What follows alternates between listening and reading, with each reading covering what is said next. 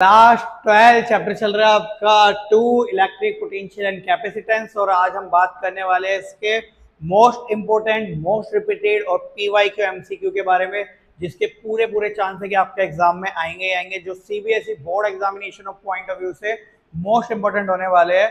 I hope इससे पहले आपको सारे कंसेप्ट, सारी डेरिवेशन, सारे न्यूमेरिकल आप कर चुके होंगे, क्योंकि एमसीक्यू को करने का मजा जब ही है जब आपको प्रॉपर नॉलेज हो, तभी आपको फीलिंग आती है एमसीक्यू करने में। तो चलिए बिना टाइम वेस्ट किए स्टार्ट करते हैं हमारे एमसीक्यू को।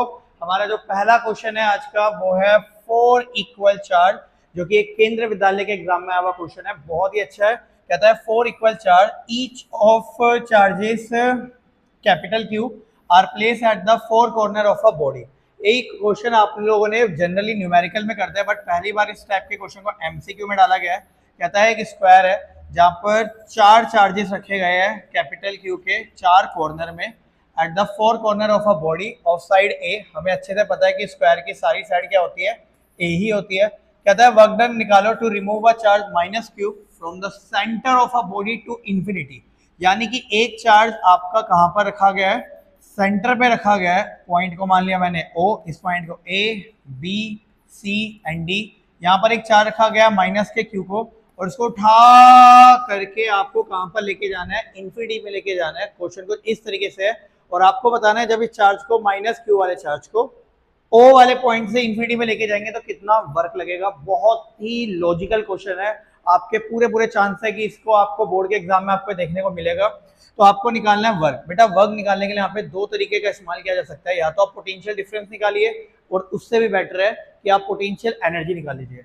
आपको यहाँ पर चूज करने पड़ेंगे 2 पॉइंट्स, एक इनिशियल और एक फाइनल। जैसे कि आपको बताया जा रहा है यहाँ पे, ये वाला जो पॉइंट है जहां पर चार्ज स्टार्टिंग में रखा गया था, इसको मान लेना बेटा यू आई का मतलब इनिशियल पोटेंशियल एनर्जी यहाँ पर आपको निकालनी पड़ेगी। और ये वाला पॉइंट हो गया आपका यू एफ का मतलब आपका फाइनल पोटेंशियल एनर्जी करके निकालनी पड़ेगी। तो यहाँ पर आपको निकालना पड़ेगा वर्क, और वर्क डन निकालने का एक बेसिक फॉर्मूला होता है फाइनल पोटेंशियल एनर्जी माइनस का इनिशियल पोटेंशियल एनर्जी। और अगर आपने सही तरीके से दोनों पोटेंशियल एनर्जी निकाल ली, दोनों को सिंपली माइनस करो, आपका आंसर आपके हाथ में होगा। तो निकालना शुरू करते हैं इनिशियल पोटेंशियल एनर्जी। इनिशियली आप सभी को स्क्वायर के सेंटर में पोटेंशियल एनर्जी निकालने आनी चाहिए कि ओ वाले पॉइंट में कौन कौन पोटेंशियल एनर्जी लगाएगा माइनस क्यू वाले चार्ज में।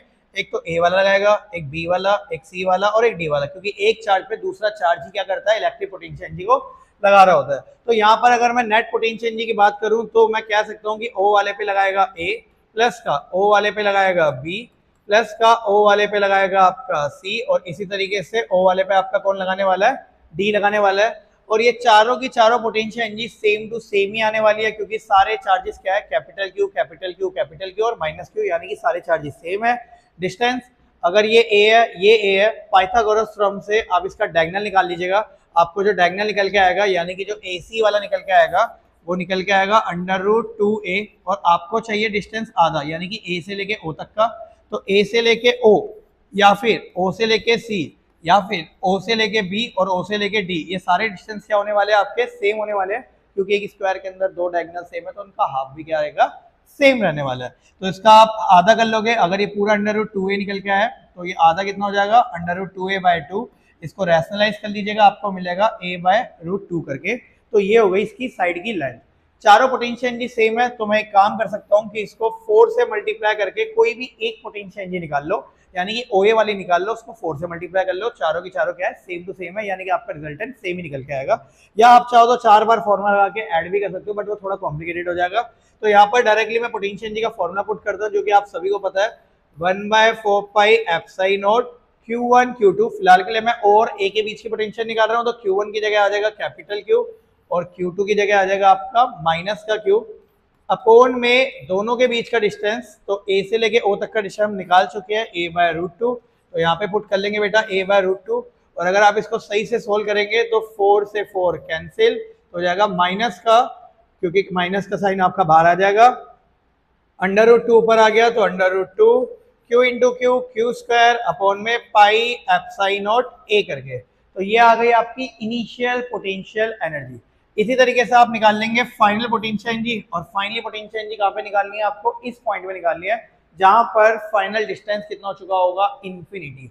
क्योंकि क्वेश्चन में क्लियरली बोला था कि सेंटर से कहां तक लेके गए, इंफिनिटी। और बेटा ध्यान रखना, अगर डिस्टेंस इंफिनिटी हो गया यानी कि आपकी औकात से बाहर डिस्टेंस अगर चले गया, औकात से बाहर इन द सेंस आपकी रेंज से अगर बाहर चले गया डिस्टेंस, तो वहां पर पोटेंशियल एनर्जी अगर निकालोगे भी तो कितना निकल के आएगा, 0 निकल के आएगा। क्यों? क्योंकि आर की वैल्यू इंफिनिटी है और पोटेंशियल एनर्जी के फॉर्मूले में फॉर्मूला होता है 1/4 pi epsilon naught Q1 Q2 upon में R। आर की जगह अगर आप इंफिनिटी पुट करते हैं तो पोटेंशियल एनर्जी कितनी निकल के आ जाएगी, 0। तो वहां निकालने की आपको जरूरत ही नहीं है, जनरली इंफिनिटी में क्या हो जाता है, 0। यहाँ पर मैं वैल्यू पुट करूंगा, मुझे क्लियरली आंसर पता लग जाएगा। फाइनल पोटेंशियल एनर्जी की वैल्यू हमारी निकल के आई है 0 माइनस इनिशियल पोटेंशियल एनर्जी की वैल्यू निकल के आई है √2q² अपॉन में पाई एप्सिलॉन नॉट a, एंड इसको सोल्व करेंगे तो minus minus plus √2q² upon में पाई एप्सिलॉन नॉट a करके, यानी कि इस क्वेश्चन का डायरेक्टली जो आंसर हो जाएगा, अगर चारों ऑप्शन को आप मैच करोगे तो होगा ऑप्शन नंबर सी करके √2q² अपॉन में पाई एप्सिलॉन नॉट a। चलिए बहुत ही सिंपल है, किसी बच्चे को देखना हो तो वीडियो पॉज करके देख लीजिएगा, डिस्क्रिप्शन में पीडीएफ लिंक पहले ज्वाइन डाउनलोड करके आराम से पहले खुद से सोल्व करना, उसके बाद वीडियो देखना। मजा उसी में जब प्रैक्टिस खुद की हो और थोड़ी बहुत हेल्प ली जाए दूसरे की, मजा इसी में। चलिए अगले क्वेश्चन की तरफ प्रस्थान करते हैं। क्वेश्चन नंबर 2 एक लवली क्वेश्चन है, कहता है equipotential surface associated with the electric field which is increase in the magnitude along the x direction. बच्चे को पता है इक्विपोटेंशियल सरफेस वो सरफेस होती है जहां पर हर एक पॉइंट में पोटेंशियल की वैल्यू क्या रहती है, सेम। और जनरली इलेक्ट्रिक फील्ड और इक्विपोटेंशियल सरफेस जो होती है आपस में इस तरीके से 90 डिग्री एंगल में होती है। ये 90 डिग्री एंगल का क्या मतलब होता है, 90 डिग्री का मतलब होता है कि अगर मान लो कुछ इस तरीके से ये हो गया, इस तरीके से ये एक सरफेस हो गई, यहां से जो इलेक्ट्रिक फील्ड निकलेगी वो कुछ इस तरह से निकलेगी, यानी कि एंगल कितना बन रहा है दोनों के बीच में, 90 डिग्री। कहने का मतलब है अगर इलेक्ट्रिक फील्ड एक्स एक्सिस में है तो इक्विपोटेंशियल सरफेस होगी वाई जेड प्लेन में, क्योंकि तीनों म्यूचुअली परपेंडिकुलर होती है। अगर इलेक्ट्रिक फील्ड वाई एक्सिस में तो इक्विपोटेंशियल सरफेस होगी, वाई को छोड़ दो, बचा क्या, जेड और एक्स एक्सिस, यानी कि जेड और एक्स प्लेन में हो जाएगी आपकी इक्विपोटेंशियल सरफेस। तो बिल्कुल सिंपल है, यहाँ पर क्वेश्चन में दिया हुआ है कि इलेक्ट्रिक फील्ड अगर एक्स डायरेक्शन में है तो एक्स को छोड़ के आपके पास क्या बचा बेटा, वाई और जेड, सारे म्यूचुअली परपेंडिकुलर होते हैं, तो इसका डायरेक्टली आंसर हो जाएगा option number A, plane parallel to Y Z plane. एक सिंपल सादा थ्योरेटिकल क्वेश्चन। चलिए अगले क्वेश्चन की तरफ प्रस्थान करते हैं, बहुत ही सिंपल, मजा आ रहा है एकदम। Question number 3, which of the following is not the property of equipotential surface, यानी कि इनमें से कौन सी इक्विपोटेंशियल सरफेस की प्रॉपर्टी नहीं होती है। तो बात कर लेते हैं, they do not cross each other, ये बिल्कुल सही लिखा हुआ है, ये इसकी प्रॉपर्टी होती है, क्योंकि अगर दो इक्विपोटेंशियल सरफेस आपस में एक दूसरे को काटेगी तो उनसे निकलने वाली दो इलेक्ट्रिक फील्ड लाइन भी आपस में एक दूसरे को काटेगी, जो कि प्रैक्टिकली क्या है, इम्पॉसिबल, जो कि हम लास्ट लेक्चर में देख के आ चुके हैं। सेकंड है, they are concentric sphere for non uniform electric field, बिल्कुल भी नहीं भाई, ये वाली प्रॉपर्टी नहीं होती है, क्योंकि कंसेंट्रिक स्फीयर जो होता है इक्विपोटेंशियल सरफेस के लिए पॉइंट चार्ज के लिए होता है। अगर आप पॉइंट चार्ज के लिए इक्विपोटेंशियल सरफेस बनाओगे तो यहाँ पर कंसेंट्रिक स्फीयर निकल के आता है, ना कि नॉन यूनिफॉर्म इलेक्ट्रिक फील्ड के लिए। तो इस क्वेश्चन का जो राइट आंसर हो जाएगा ऑप्शन नंबर बी हो जाएगा, क्योंकि उस क्वेश्चन ने ये पूछा था नॉट द प्रॉपर्टी ऑफ, जो प्रॉपर्टी नहीं है, तो ऑप्शन नंबर बी, क्योंकि पॉइंट चार्ज के लिए होती है। वैसे सी और डी दोनों के दोनों सही लिखे हुए हैं, तो इसका राइट आंसर है ऑप्शन नंबर बी करके। चलिए अगले क्वेश्चन की तरफ प्रस्थान करते हैं, बिल्कुल मजेदार क्वेश्चन हो रहा है। क्वेश्चन नंबर 4, अगेन एक वर्क से रिलेटेड क्वेश्चन आ चुका है। Charges plus Q minus Q are place at a point A and B respectively which are at distance 2l। ठीक है, हम डायग्राम बनाते हैं। एक चार्ज है प्लस का क्यू, एक चार्ज है आपका माइनस का क्यू, और दोनों के बीच का डिस्टेंस है 2l। तो मैं सेंटर से ले लेता हूँ l, तो बचा हुआ डिस्टेंस भी कितना हो गया आपका, l करके हो गया अपार्ट। और ये दो पॉइंट के नाम भी दे रखे हैं, ए और बी, तो ए और बी भी लिख दिया हमने। कहता है C is the mid point between A and B. ठीक है, सी जो है यहाँ पे एक मिड पॉइंट है ए और बी के बीच का। The work done in moving a charge plus Q, यानी कि यहाँ पर एक चार्ज रखा होगा प्लस का Q, along the semi circle C R D. एक सेमी सर्कल बनाना है, सी आर डी क्वेश्चन में थोड़ा कुछ मिसिंग था, तो यहाँ पर अगर आप सी आर डी बनाएंगे सेमी सर्कल तो कुछ इस तरीके से बनेगा, एंड यहाँ पर ये पॉइंट हो जाएगा आपका डी और ये पॉइंट हो जाएगा आपका आर। तो सेमी सर्कल जो बनेगा वो कुछ इस तरह से बनने वाला है, यानी कि ये जो है ये रेडियस की तरह बिहेव करेगा एल। तो अगर ये एल है तो ये वाला डिस्टेंस भी कितना हो जाएगा एल, क्योंकि एक डायमीटर जो रहता है वो क्या रहता है, उसका रेडियस का 2 टाइम्स होता है डायमीटर। चलिए आगे बात करते हैं। क्वेश्चन में कह रहा है कि वर्क निकालो जब इस चार्ज को प्लस वाले क्यू से यानी कि सी वाले पॉइंट से कहां तक लेके गए, डी वाले पॉइंट पे लेके गए, तो वर्क निकाल लेंगे, इसमें कोई बड़ी बात है नहीं। अभी आपको 2 मिनट पहले वर्क निकालने का एक तरीका बताया, आपको 2 पॉइंट चाहिए, एक इनिशियल और एक फाइनल। हमें पता है इनिशियली चार्ज यहाँ पर था, तो मैं इसको क्या लिख लूंगा, इनिशियल, और उसके बाद फाइनली ये प्लस वाला क्यू यहाँ से उठ के डी वाले पॉइंट में आ गया, तो ये हमारा पॉइंट कौन सा हो गया, फाइनल। यानी कि जब चार्ज इस वाले पॉइंट से डी वाले में आ जाएगा तो यहाँ पर कोई चार्ज नहीं रहने वाला। मैं चाहूँ तो आपके लिए 2 अलग अलग डायग्राम में बना सकता हूँ। मैं यहाँ पे आराम से लिख लेता हूँ वर्क निकालने के लिए, क्योंकि मेरे को इनिशियल फाइनल पोटेंशियल एनर्जी निकालनी पड़ेगी। तो मैं यहाँ पे आराम से लिख लेता हूँ, एक केस लिख लेता हूँ आपका इनिशियल, और एक केस में लिख लेता हूँ कौन सा, फाइनल। तो इनिशियली ये चार्ज बीच पर था, यानी कि कुछ ऐसा हो गया, ये चार्ज है आपका माइनस का क्यू, ये चार्ज हो गया प्लस का क्यू, ये बीच वाला पॉइंट हो गया आपका प्लस का कैपिटल क्यू, ये डिस्टेंस हो गया एल, ये डिस्टेंस भी कितना हो गया एल। इस पॉइंट को मैंने कंसिडर कर लिया ए, ये पॉइंट है सी, और ये पॉइंट क्या है बी। देन फाइनली ये चार्ज उठ के सी वाले पॉइंट से किस में आ गया, डी वाले में आ गया। तो ये हो जाएगा कुछ इस तरीके से, प्लस का क्यू, ये हो गया आपका माइनस का क्यू, डिस्टेंस एल और एल ही है। अब सी वाले पॉइंट में कोई चार्ज है ही नहीं, क्यों नहीं है, क्योंकि सी वाला चार्ज उठ करके कहां पे आ चुका है बेटा, डी वाले पॉइंट में आ चुका है, ठीक है। और यहाँ पर आपका एक चार्ज आ चुका है प्लस का क्यू, एकदम सिंपल। जैसा कि अभी आपको बताया गया था 2 मिनट पहले क्वेश्चन नंबर 1 में कि आपको यहाँ पे 2 पोटेंशियल एनर्जी निकालनी पड़ेगी, तो निकाल लेते हैं। इनिशियली पोटेंशियल एनर्जी कौन से पॉइंट में निकालनी पड़ेगी, सी पे। तो सी पे कौन कौन लगाएंगे बेटा, सी पे पोटेंशियल एनर्जी लगाएगा एक तो ए वाला लगाएगा, और एक सी पे कौन लगाने वाला है आपका, बी वाला लगाने वाला है, क्योंकि चार्ज एक दूसरे चार्ज पर ही पोटेंशियल एनर्जी लगाता है। चलिए यहाँ पे वैल्यू पुट करते हैं, 1/4 पाई एप्सिलॉन नॉट। अच्छा सी ए लिखने के एक एडवांटेज भी है, जैसे होता है ना फॉर्मूला Q1 Q2, तो आपको यहाँ पे QC का चार्ज लिखना है। QC का चार्ज कितना है, कैपिटल Q, और A का चार्ज कितना है, स्मॉल q, अपॉन में दोनों के बीच का डिस्टेंस कितना है L, प्लस का C और B के बीच की potential energy 1/4 pi epsilon not capital Q minus का Q अपॉन में L। और आप ध्यान से देखेंगे तो ये प्लस वाली क्वांटिटी और ये माइनस वाली, यानी कि अगर आप सोल्व करोगे तो इनिशियल पोटेंशियल एनर्जी कितनी आ जाएगी आपकी, 0। देन इसी तरीके से हम लोग निकाल लेंगे आपकी फाइनल पोटेंशियल एनर्जी, जो कि आपको डी वाले पॉइंट में बतानी है। तो डी वाले पॉइंट में कौन कौन लगाएगा बेटा, पहले डी पे लगाएगा आपका, इस पॉइंट को ए मान रखा है, बी मान रखा है, ए वाला लगाएगा, फिर डी पे कौन लगाने वाला है, बी वाला लगाने वाला है। तो डी और ए के बीच की पोटेंशियल एनर्जी आप सभी को अच्छे से पता है, 1/4 pi epsilon naught charge of D जो कि कैपिटल क्यू है, चार्ज ऑफ ए जो कि स्मॉल क्यू है, अपॉन में डी और ए के बीच का डिस्टेंस, ये एल ये एल ये एल, तो एल प्लस एल कितना हो गया 3L, और डी और बी के बीच का यानी कि हो जाएगा प्लस का 1/4 pi epsilon not capital Q minus का क्यू अपॉन में डी और बी के बीच का डिस्टेंस जो कि क्या है स्मॉल एल। इसको अगर आप सही से सोल्व करेंगे तो ध्यान से देखो, यहाँ पे सब चीजें कॉमन आ रही है, जो कॉमन आ रहा है उसको कॉमन ले लेते हैं, capital Q small Q upon में 4 पाई एप्सिलॉन नॉट एल, दोनों में कॉमन है। यहाँ पर बचेगा 1/3 और यहाँ पर बचेगा माइनस का 1, ये वाला साइन माइनस का। इसको अगर आप सोल्व कर लेंगे तो आपको मिलेगा माइनस का 2 capital Q small Q upon में, इसको सोल्व करेंगे तो 2/3 आएगा बेटा, तो इसको लिखोगे तो हो जाएगा 4 3 12 पाई एप्सिलॉन नॉट एल, और अगर इसको हम तरीके से लिखते हैं तो हो जाएगा माइनस का capital Q small Q upon में 6 पाई एप्सिलॉन नॉट एल करके। तो ये आ गई आपकी फाइनल पोटेंशियल एनर्जी।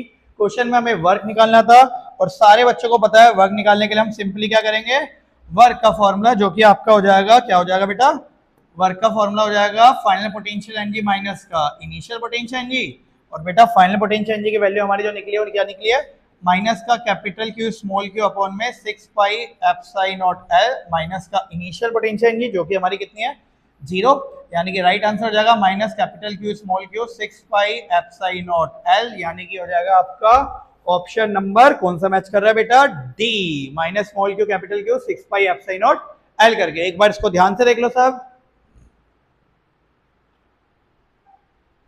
चलिए बहुत बढ़िया है, स्क्रीनशॉट लेके रखिएगा और क्वेश्चन को रिपीट कीजिएगा, अदरवाइज वीडियो बहुत लेंथी हो जाएगी। और आजकल के बच्चों के अंदर एक ही चीज की तो कमी है, पेशेंस। बेटा पेशेंस में कंट्रोल कर लिया ना तो दुनिया आपके कंट्रोल में आ जाएगी। चलिए अगले क्वेश्चन की तरफ प्रस्थान करते हैं। क्वेश्चन नंबर 5, एक और लवली क्वेश्चन। क्वेश्चन कुछ इस तरह से है, again a point charge plus Q is place at the origin O as shown in the figure. ये येलो वाला डायग्राम है। तो क्वेश्चन में कुछ इस तरह से है, कहता है work done in taking another charge minus Q from a point A another point B along the straight path A B. देखिए मैं चाहूं तो इसका शॉर्टकट भी बता सकता हूं, बट मैं चाहता हूं कि हम शॉर्टकट नहीं, हम कंसेप्ट के ऊपर ध्यान दें, क्योंकि शॉर्टकट वाले बच्चे शॉर्टकट के चक्कर में रह ही जाते हैं और उनको लाइफ का ही शॉर्टकट बन जाता है। तो अगर आपने कंसेप्ट के ऊपर ध्यान दिया तो कॉन्सेप्ट तो आपको आएगा ही आएगा, लेकिन नॉलेज आएगी, और नॉलेज आपको बेटा मार्क्स नहीं सिलेक्शन दिलवाती है। हमेशा ध्यान रखना, नॉलेज आपको मार्क्स नहीं सिलेक्शन दिलाती है। और रही बात मार्क्स वाली सीरीज, तो ऐसा है कि मार्क्स तो भैया पेपर है, पेपर कल को पेपर ही तो करना है, तो पेपर के चक्कर में ज्यादा मत सोचो, नॉलेज के चक्कर में पढ़ो। चलिए बात करते हैं कि यहाँ पर कह रहा है कि एक चार्ज है ए वाले पॉइंट में, आप क्वेश्चन को दोबारा पढ़ लीजिएगा। चार्ज है माइनस का क्यू, इसको मूव करवा के बी वाले पॉइंट तक लेके चले गया, कह रहा है वर्क निकालो। मुझे पता है मुझे 2 पॉइंट चाहिए, इनिशियल एक फाइनल। ओ वाला पॉइंट फिक्स है, पहले मैं 2 डायग्राम इसमें बना ही लेता हूँ। एक केस में आराम से लिख लूंगा यहाँ पे इनिशियल का केस बना लेंगे, और एक केस में आराम से किसका बना लूंगा बेटा, फाइनल का बना लूंगा। बिल्कुल सिंपल है। इनिशियली ये चार्ज कौन से वाले पॉइंट में रखा हुआ है, ए वाले पॉइंट में रखा हुआ है, ठीक है। ओ वाला फिक्स है, ए वाले पॉइंट में रखा है, यानी कि डायग्राम कुछ इस तरीके से बनेगा। ये हो गया आपका ओ पॉइंट, ये आपका हो गया ए पॉइंट, माइनस का क्यू चार्ज है और यहाँ पर क्या चार्ज है, प्लस का छोटा क्यू, और दोनों के बीच का डिस्टेंस कितना हो जाएगा, ए। ये आपका इनिशियल केस हो गया। मैं चाहूँ तो यहाँ पे लिख भी लेते हैं कि ये केस है आपका, एक अच्छे मार्कर का इस्तेमाल करना पड़ेगा, ब्लू। तो ये हो गया आपका इनिशियल केस हो गया, और यहाँ पर आपका कौन सा केस हो गया बेटा, फाइनल का केस हो गया। डायग्राम बनाओगे तो जल्दी जल्दी आंसर आ जाएंगे। चलिए यहाँ पर पोटेंशियल एनर्जी निकालने के लिए मेरे को फॉर्मूला चाहिए, जो कि हो जाएगा 1/4 पाई एप्सिलॉन नॉट। तो डायरेक्टली लिखते हैं 1/4 pi epsilon not small Q minus का कैपिटल क्यू अपॉन में दोनों के बीच का डिस्टेंस कितना है, ए करके। फाइनली पोटेंशियल एनर्जी निकालेंगे, तो फाइनली अब ये वाला चार्ज यहाँ से कहाँ पे आ चुका है, बी वाले पॉइंट में आ गया है।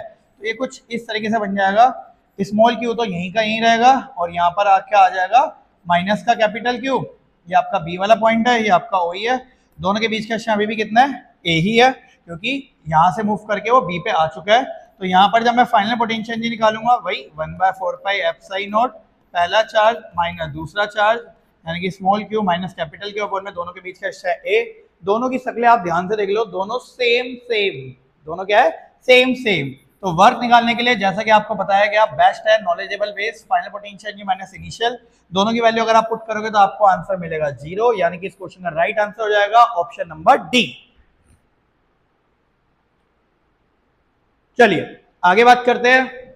अगले क्वेश्चन में बहुत सारे अच्छे क्वेश्चन है, बहुत ही सारे, ये सारे क्वेश्चन कर डाले क्लास में, छोड़ो अपना कॉन्फिडेंस बिल्डअप होगा बेटा। अपना कॉन्फिडेंस बिल्डअप होना बहुत बड़ी बात होती है, बहुत बड़ी बात। चलिए क्वेश्चन नंबर 6 की तरफ प्रस्थान करते हैं। बहुत ही अच्छा, थोड़ा अलग बेस क्वेश्चन है। कहता है an electron initially at rest is accelerated through a potential difference of 200 volt. कह रहा है एक इलेक्ट्रॉन था, आराम से बैठा हुआ था, अचानक उसमें पोटेंशियल डिफरेंस लगाया जिसके कारण वो एक्सेलरेट करने लग गया, so that it acquired a velocity. ये कह रहा है the value of E by M, most important repeated question Kendriya Vidyalaya के एग्जाम में, प्री बोर्ड के एग्जाम में ये पहले भी आ चुका है, आपके सीबीएसई के बोर्ड में रिपीटेड क्वेश्चन है, इसके जैसा एक क्वेश्चन आ चुका है। जेई का पेपर जिस दिन खोल के देख लिया आपने पीवाई को, आप करोगे अरे ये तो भौतिक स्टडी वाले ही क्वेश्चन है, ठीक है। बट मैं फिर बोल रहा हूँ आपको नॉलेज होनी चाहिए, क्योंकि यहाँ पर सारे टाइप के क्वेश्चन उठा के लेके आए गए हैं, तो उनके बारे में बात करते हैं। तो क्वेश्चन कुछ इस तरह से कि आपको पोटेंशियल डिफरेंस दे रखा है 200 वोल्ट दे रखा है, चलिए, और आपको वेलोसिटी, जिसको मैं घुमा के बना रहा हूँ, वेलोसिटी की वैल्यू दे रखी है 8.4 × 10⁶ मीटर पर सेकंड, और कह रहा है ई बाय एम निकालो। अब कुछ बच्चे सोचेंगे ऐसा तो कभी कुछ किया ही नहीं, E by M. E by M का मतलब है चार्ज बाय मास का आपसे रेशो पूछ रहा है, निकाल लेंगे, कोई दिक्कत नहीं है।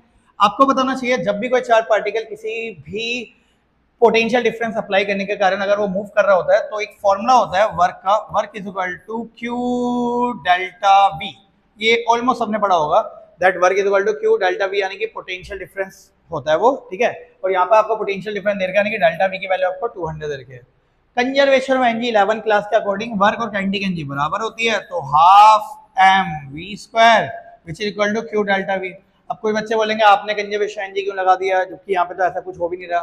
बेटा आपको रिलेशन बनाना है, मास चाहिए और वेलोसिटी होनी चाहिए। चैप्टर नंबर 2 आपने शायद जितने मर्जी फॉर्मूले पढ़ रखे हो, चैप्टर नंबर 2 में electric potential capacitance 12th class की फिजिक्स का बता रहे हैं।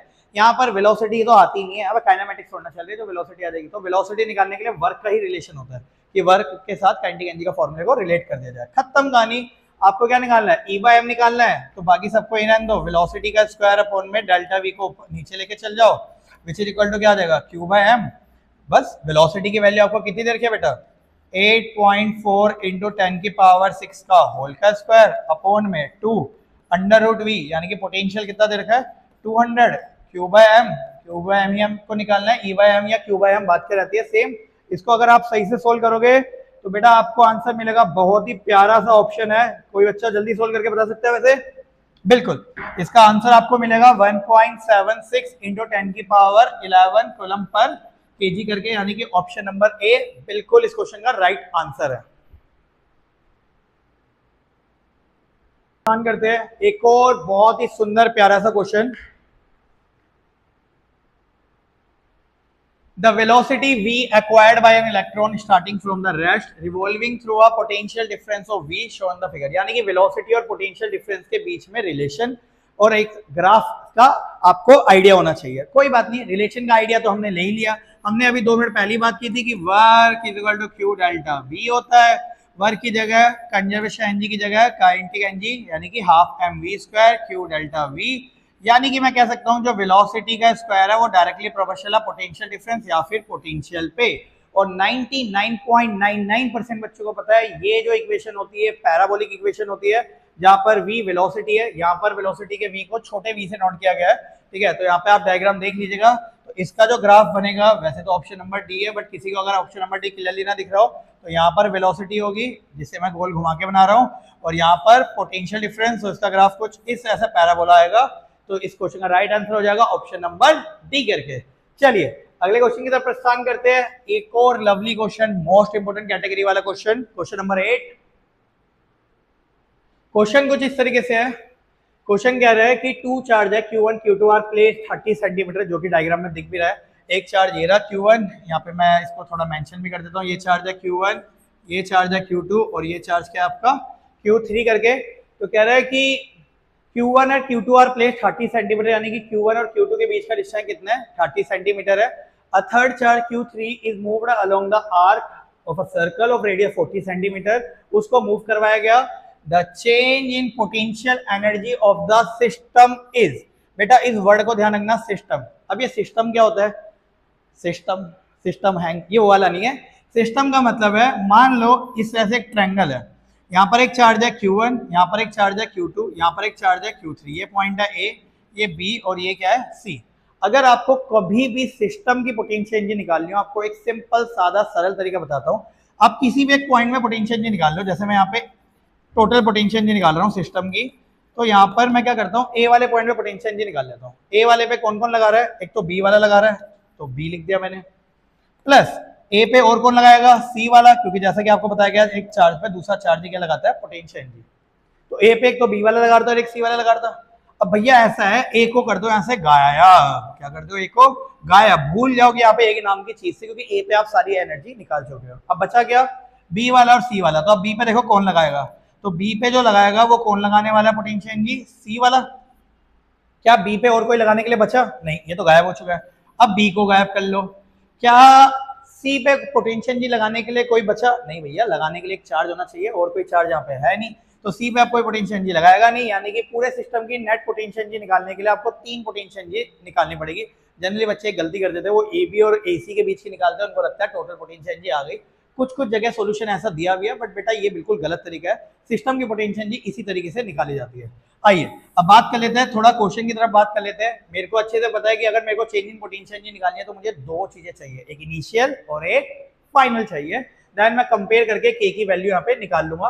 तो बात करते हैं इसमें, ध्यान से देखिएगा। यहाँ पे मैं 2 केस बिल्कुल आराम से बनाता हूँ ताकि कोई जल्दीबाजी ना हो। एक केस में लिख लेता हूँ आपका इनिशियल केस, और एक मैंने किसका लिख लिया?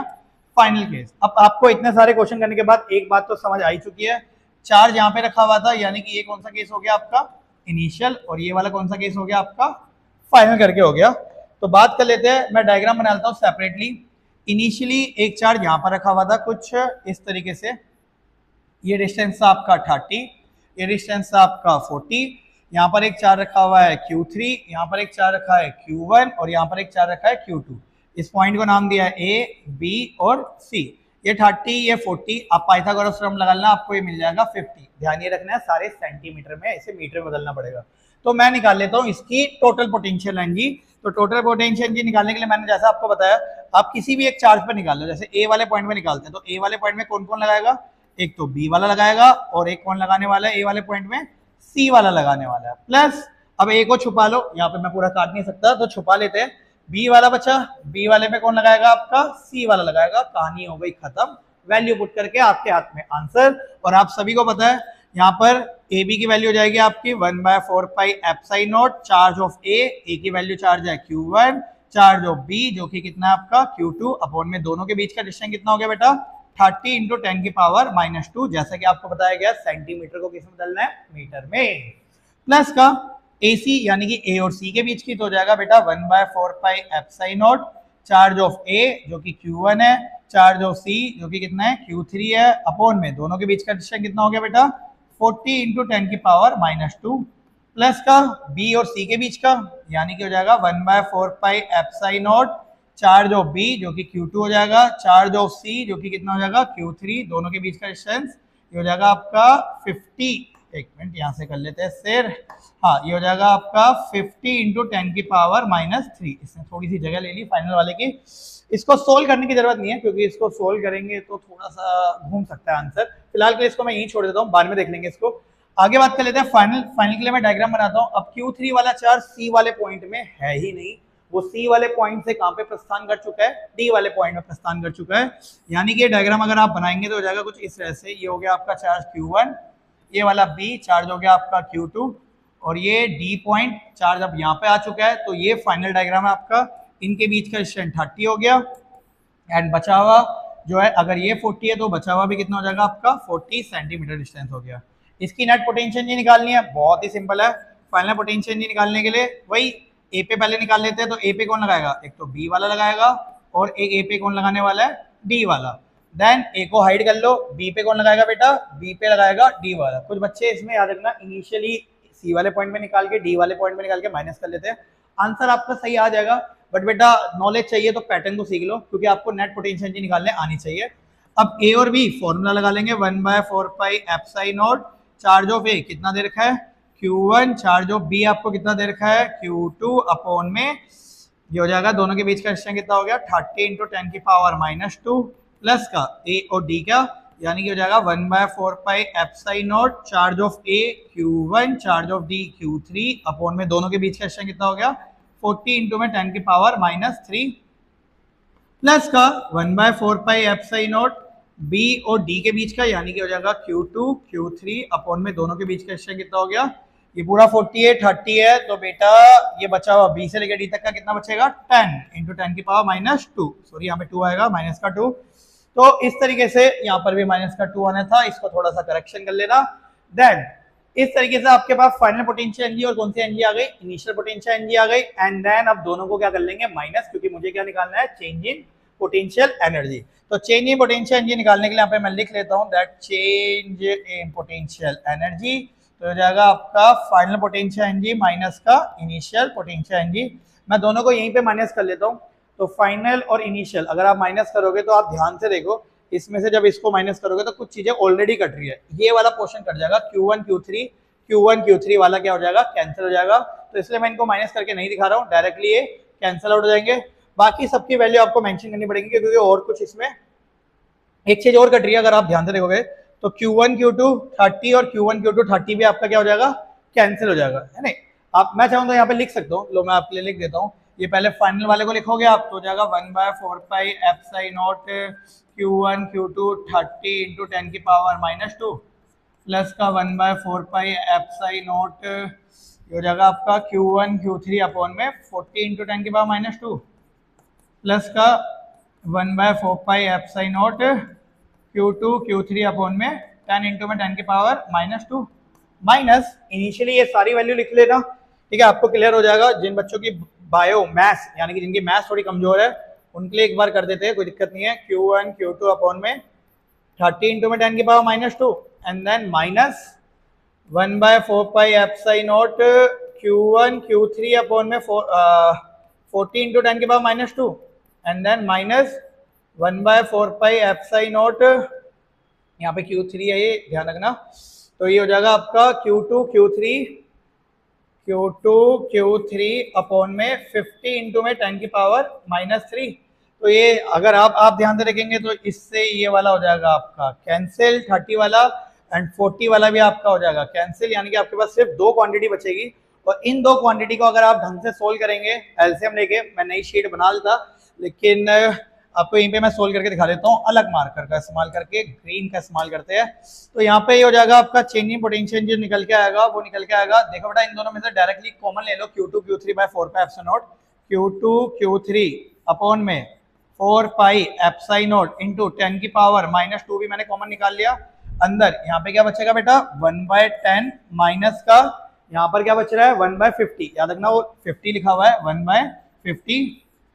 इसको सोल्व कर लेंगे, एलसीएम ले लोगे तो बेटा ये आ जाएगा आपका Q2 Q3 अपॉन में 4 पाई एप्सिलॉन नॉट 10 की पावर 2 ऊपर गया तो ये हो जाएगा 100। और अगर इसको आप सही से सोल्व करते हो तो आएगा आपको 4/50, 52 जा ये 4 2 जा कितना हो जाएगा आपका 8 करके, यानी कि आंसर आएगा 8 Q2 Q3 अपॉन में 4 पाई एप्सिलॉन नॉट। अब आप कंपेयर कर लो 8 Q2 Q3 by 4 pi epsilon naught को Q3 के 4 पाई एप्सिलॉन नॉट के साथ। मैं इसको ऊपर लिख देता हूँ 8 Q2 Q3 अपॉन में 4 पाई एप्सिलॉन नॉट। आप कंपेयर करके देखो 4 pi epsilon not 4 pi epsilon not से कंपेयर हो गया, Q3 वाला Q3 से कंपेयर हो गया, यानी कि K की वैल्यू कितनी हो गई 8 Q2 करके, यानी कि इस क्वेश्चन का राइट आंसर क्या हो जाएगा ऑप्शन नंबर ए। बहुत ही सिंपल सरल क्वेश्चन है, थोड़े कैलकुलेशन बेस है, ये सारी कैलकुलेशन आपको खुद से करनी है। याद रखना कैलकुलेशन देखने का कोई मतलब नहीं बनता, कंसेप्ट देख लिया। अगर कोई बच्चा किसी छोटे से पॉइंट या छोटी कैलकुलेशन में अटक गया तो वो चेक कर सकता है, बाकी इसमें कोई प्रॉब्लम नहीं है। चलिए अगले क्वेश्चन की तरफ प्रस्थान करते हैं। क्वेश्चन नंबर 9 कह रहा है three charges Q0 -Q are placed at the vertex of an isoscalar triangle। isoscalar triangle की खासियत आपको पता ही है, दो साइडें बराबर होती है उसकी। As shown the figure, the net electrostatic potential energy is 0। अब हमें net electrostatic potential energy निकालने आती है तो हम लोग टाइम वेस्ट नहीं करेंगे, पहले शांति से net electrostatic potential energy निकाल लेंगे, क्योंकि अब तो हमें बिल्कुल अच्छे से सारी चीजें आ गई है। ये L पाइथागोरस थ्योरम बोलेगी, ये कितना हो जाएगा √2L करके। मैं पॉइंट लेट कर लेता हूँ, इसे A मान लिया, B मान लिया, C मान लिया। जैसा कि आपको बताया नेट पोटेंशियल एनर्जी निकालने के लिए मैं किसी एक पर्टिकुलर पॉइंट में निकाल लूंगा। A पे पहले कौन लगाएगा B, फिर A पे कौन लगाएगा बेटा C, फिर A को हाइड कर लिया बचा B पे कौन लगाएगा बेटा C, खत्म कहानी। नेमिंग लिखने से अपने कुछ एडवांटेज हो जाते हैं। यहाँ पे मैं वैल्यू पुट करता हूँ 1/4 pi epsilon naught charge of A की वैल्यू कितनी है Q0, चार्ज ऑफ B की वैल्यू कितनी है माइनस का Q अपॉन में दोनों के बीच का डिस्टेंस L, देन A और C के बीच का again 1/4 pi epsilon not capital Q0 minus का Q अपॉन में दोनों के बीच का डिस्टेंस भी क्या है L। और रही बात B और C के बीच की, इसे भी कर लेते हैं 1/4 pi epsilon not minus Q, again एक और चार्ज है C पे माइनस Q। देख लो बेटा B और C के दोनों की चार्ज रखे मैंने, ये सबसे बेस्ट ट्रिक है इसको करने की। अपॉन में दोनों के बीच का रिश्ता कितना हो जाएगा √2L करके। क्लियर। क्वेश्चन में कहता है कि नेट पोटेंशियल एनर्जी की जगह 0 डाल दो, तो नेट पोटेंशियल एनर्जी की जगह हमने भी कितना डाल दिया 0 डाल दिया। जैसा जैसा बोलेगा मान लेंगे। कहता है 1/4 पाई एप्सिलॉन नॉट, यहाँ पे कॉमन है तो कॉमन निकाल लेते हैं, L भी कॉमन है तो L भी कॉमन निकाल लिया। अंदर क्या बचा, इसे सोल्व करोगे तो बचेगा Q0 Q, इसे सोल्व करोगे तो भी क्या बचेगा माइनस का Q0 Q, इसे सोल्व करोगे तो माइनस माइनस प्लस का Q स्क्वायर अपॉन में √2, क्योंकि L तो दोनों का क्या आ चुका है तीनों का बाहर आ चुका है। इसको 0 के साथ मल्टीप्लाई करोगे तो खत्म हो गया, यानी कि बचेगा इसको सोल्व करोगे तो माइनस का 2 Q0 Q प्लस का Q स्क्वायर बाय √2।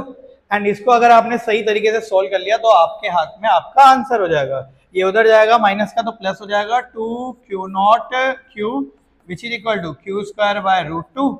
और बेटा Q से स्क्वायर क्या हो जाएगा कैंसिल। आपको वैल्यू किसकी निकालनी है कैपिटल Q0 की निकालनी है। किसकी निकालनी है Q0 की वैल्यू निकालनी है। तो जो Q0 की वैल्यू आ जाएगी वो आ जाएगी बेटा Q अपॉन में 2√2।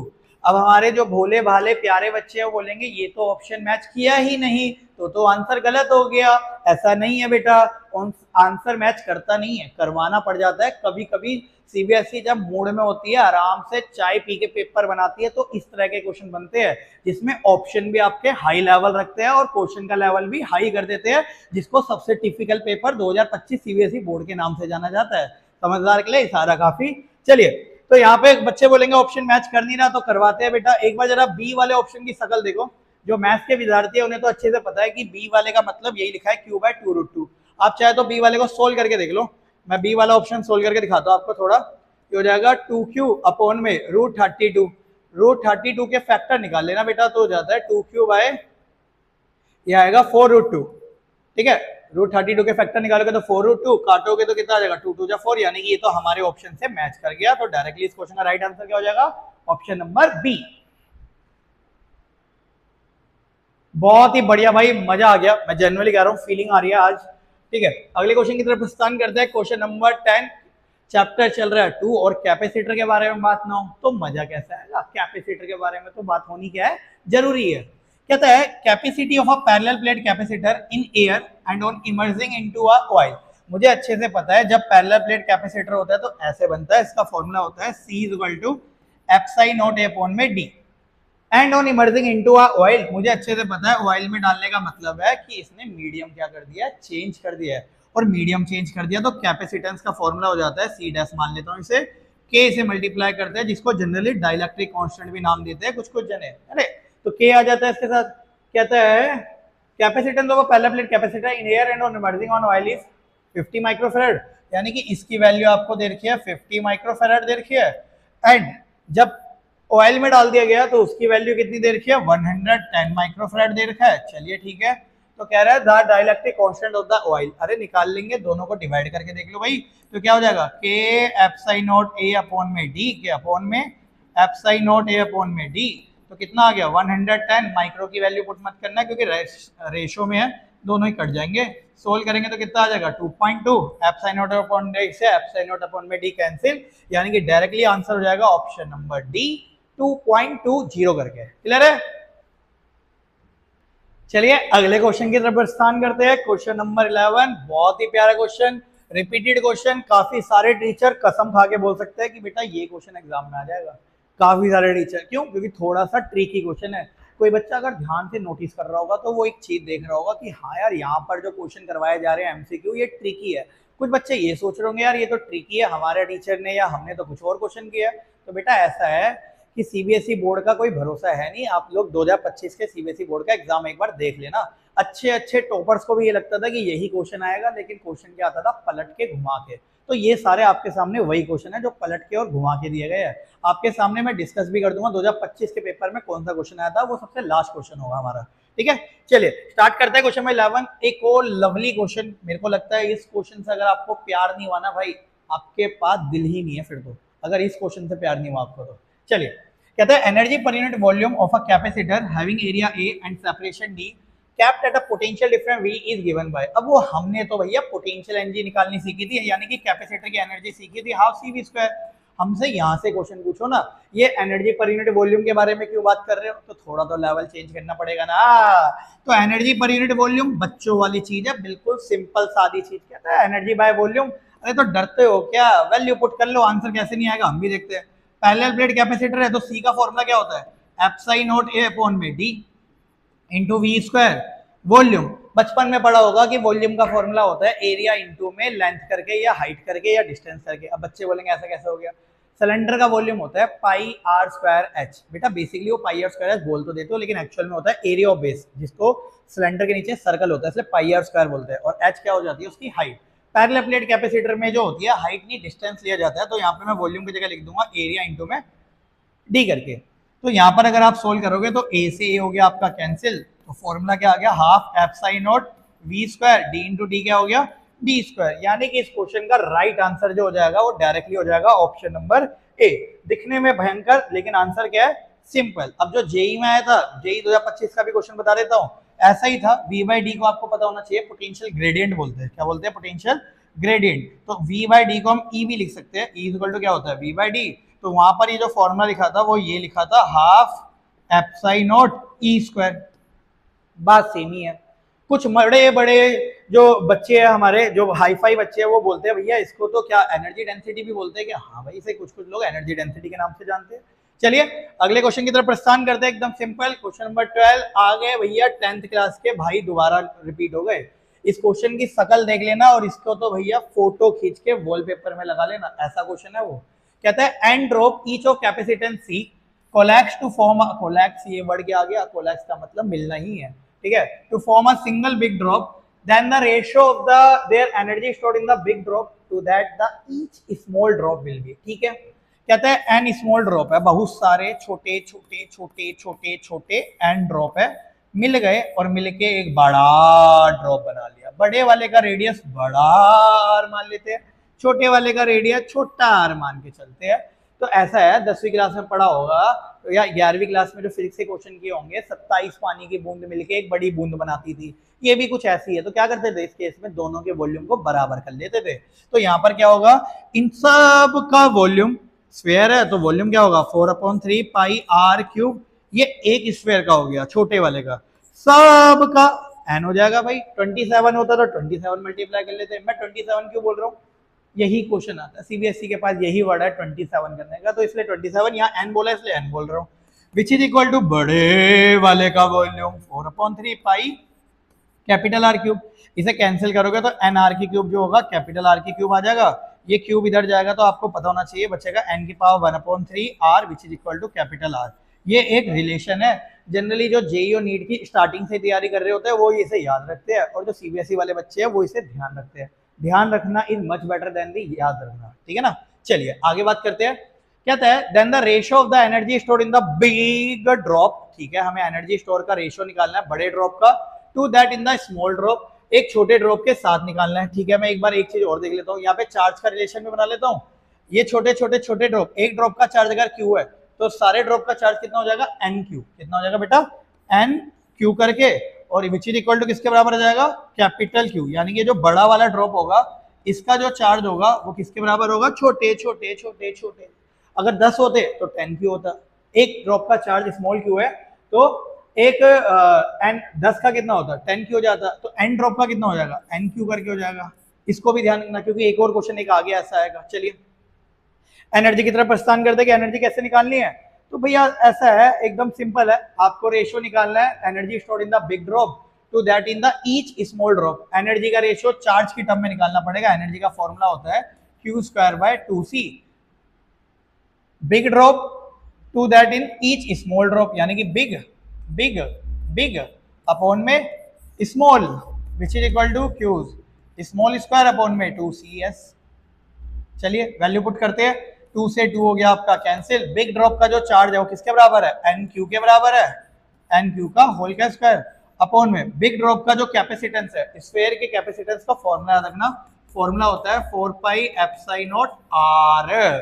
तो बड़े वाले के केस में क्या हो जाएगा 4πε0 बड़ा r अपॉन में छोटे वाले चार्ज जो हमने माना है स्मॉल क्यू, तो स्मॉल क्यू का स्क्वायर अपॉन में छोटे वाले का, यानी कि 4πε0 छोटा r। छोटे वाले का चार्ज जो कैपेसिटेंस है उसका क्या आ गया 4πε0 छोटा r करके। इसे सोल्व करोगे तो आ जाएगा बेटा, ध्यान से देखना, ये हो जाएगा n² अपॉन में 4πε0 से 4πε0 कैंसिल, स्मॉल r पहुंच जाएगा सबसे ऊपर और कैपिटल R रहेगा यहीं पे, और यहाँ क्या आ जाएगा Q² से Q² भी कैंसिल। कैपिटल R की मैंने वैल्यू निकाली थी जो कि कितनी आई थी, ये आई थी आपकी n² n की पावर 1/3 स्मॉल r से स्मॉल r कैंसिल, ये पावर 1/3 ऊपर जाएगी तो माइनस की हो जाएगी, तो हो जाएगा बेटा n की पावर 5/3 रेशो 1 करके आंसर आ जाएगा, यानी कि ऑप्शन नंबर डी इस क्वेश्चन का राइट आंसर है। सबसे मजेदार क्वेश्चन है भाई, इसको थोड़ा सा ध्यान रखना क्योंकि अच्छा एक चीज और, मैंने क्वेश्चन पढ़ते के साथ ही पहले ये कर लिया कि जो ड्रॉप है वो मिल करके एक बड़ा बना रहे हैं, इसका पहले मैंने वॉल्यूम निकाल लिया। ये मेरी गारंटी है, जब भी ऐसा क्वेश्चन आता है ना आप ये चीज पहले ही कर लीजिएगा क्योंकि ये आगे यूज होगा ही होगा, हर हालत में यूज होगा। क्लियर, चलिए आगे प्रस्थान करते हैं। किसी को देखना हो तो वीडियो पोस्ट करके देख लेना है, स्क्रीनशॉट ले लेना। अगला क्वेश्चन, एक और क्वेश्चन लवली, क्वेश्चन नंबर 13 कह रहा है अ parallel plate air capacitor has a capacitance C when it is half filled with a dielectric of dielectric constant 5 the percentage increase in the capacitance will be। कहता है कि भैया एक parallel plate capacitor था, इसके बीच में एक डाइलेक्ट्रिक डाल दी गई है और डाइलेक्ट्रिक जो डाली गई है इसका डाइलेक्ट्रिक कांस्टेंट कितना हो गया 5 हो गया। चलिए तो कह रहा है और ये हाफ फील्ड है, हाफ फील्ड का मतलब जो इसकी थिकनेस होगी वो कितनी होगी d/2 होगी। हाफ का मतलब पूरी प्लेट का डिस्टेंस का d था तो उसका आधा, और आधा कितना हो जाता है d/2। तो भैया आपको पता है जब भी पैरेलल प्लेट कैपेसिटर के बीच में डाइलेक्ट्रिक स्लैब को इंट्रोड्यूस किया जाता है तो वहां पर कैपेसिटेंस का एक फॉर्मूला निकल के आता है जिसको हम बोलते हैं C dash equal to C 1 minus का T अपॉन में D इन ब्रैकेट 1 माइनस का 1 अपॉन में K। अब जिन बच्चों ने ये फॉर्मूला ना पढ़ा हो उनको मैं बता दूं, बेटा पढ़ने के लिए आपने डाइलेक्ट्रिक स्लैब वाला एक फॉर्मूला पढ़ा होगा, उसी को मॉडिफाई करके ये फॉर्मूला पड़ता है। याद, ध्यान और दिल के और दिमाग के अंदर बसा लेना, छप गया टाइप का क्वेश्चन है ये, कंफर्म जिसे बोलते हैं। C यहाँ पे पैरेलल प्लेट कैपेसिटर है, T यहाँ पे थिकनेस ऑफ द स्लैब है, D यहाँ पे distance of slab between the plate है, K यहाँ पे डाइलेक्ट्रिक कांस्टेंट। आप इसमें वैल्यू पुट करो डायरेक्ट आंसर आ जाएगा, कोई लफड़े वाली बात ही नहीं होगी। यहाँ पे C को तो C रहने देते हैं फिलहाल क्योंकि उसने बोला हुआ है कि कैपेसिटेंस को C ही कंसिडर करना है। 1 माइनस का T थिकनेस की जगह क्या लोगे बेटा d/2D, 1 माइनस का 1 अपॉन में K की जगह कितना आ गया 5, 2 से 2 D से D कैंसिल। अब कुछ बच्चे जोश में क्या करते हैं यहाँ पे एलसीएम ले लेते हैं। बेटा बोर्ड मास पढ़ा है, अगर क्वेश्चन का आंसर तुमसे गलत आ रहा हो तो ध्यान रखना तुम लोगों ने बोर्ड मास का इस्तेमाल ही नहीं किया, 1 में से 1/2 का एलसीएम लेके सोल्व कर लिया और बन गए अपने आप में आर्यभट्टा। तो आर्यभट्टा की तरह नहीं, कई बार आदित्य भट्ट की तरह भी सोचा करो। और ये सिंपली आपको पहले ब्रैकेट को सोल्व करना पड़ेगा, तो हो जाएगा बेटा C 1 माइनस का 1/2 और इसको सोल्व करोगे तो हो जाएगा आपका 4/5 एंड देन 2 2 हो जाएगा आपका 4, इसको सोल्व करोगे तो आएगा बेटा आपका 3/5, 5 सबसे ऊपर हो जाएगा तो आ जाएगा 5C/3, इसको डिवाइड करोगे तो आएगा 1.666C करके। कोई दिक्कत में किसी को? अब जिस बच्चे को परसेंटेज निकालना आता है वेल एंड गुड, जिसको नहीं आता मैं एक शॉर्ट ट्रिक समझा सकता हूँ। जनरली ये शॉर्ट ट्रिक परसेंटेज के लिए यूज करना, अदरवाइज तो आपको फॉर्मूला लगा लेना। फॉर्मूला ये होता है C डैश माइनस का C अपॉन में C इंटू में 100%। आप वैल्यू पुट कर लेना, बट ठीक है एमसीक्यू में कई बार चीजें देख लेनी चाहिए। अगर कभी ऐसा लिखा है 1.30 करके तुम्हारा कोई वैल्यू आ गई तो इसका मतलब है 1 से कितना ज्यादा है, ये देखो 1 से कितना ज्यादा है, 30.30 ज्यादा है, 100 मल्टीप्लाई कर लो तो ये 30% ज्यादा हो गया। अगर ऐसा लिखा होता 1.02 तो इसका मतलब वो 2% इंक्रीज हो गया है। अगर यहाँ लिखा होता 1.10 तो इसका मतलब वो 10% इंक्रीज हो गया है। अगर लिखा होता 1.502 तो इसका मतलब वो 50.2, 100 से मल्टीप्लाई करना पड़ेगा, 1 से जितना ज्यादा है पहले ये देख लो, तो 1 से कितना ज्यादा है 0.502, उसको 100 से मल्टीप्लाई करना, तो ये कितना हो गया 50.2% क्या हो गया ज्यादा। अगर कल को ऐसा लिखा है 0.90 तो इसका मतलब वो 10% कम हो गया। तो इस तरीके से आप इस क्वेश्चन का डायरेक्टली आंसर बता सकते हो। 1 से ये कितना ज्यादा है 0.666, 100 से मल्टीप्लाई करोगे तो कितना आएगा 66.6%। बाकी किसी बच्चे को अगर यहाँ पे पुट करना हो तो यहाँ पे पुट करके देख लेना।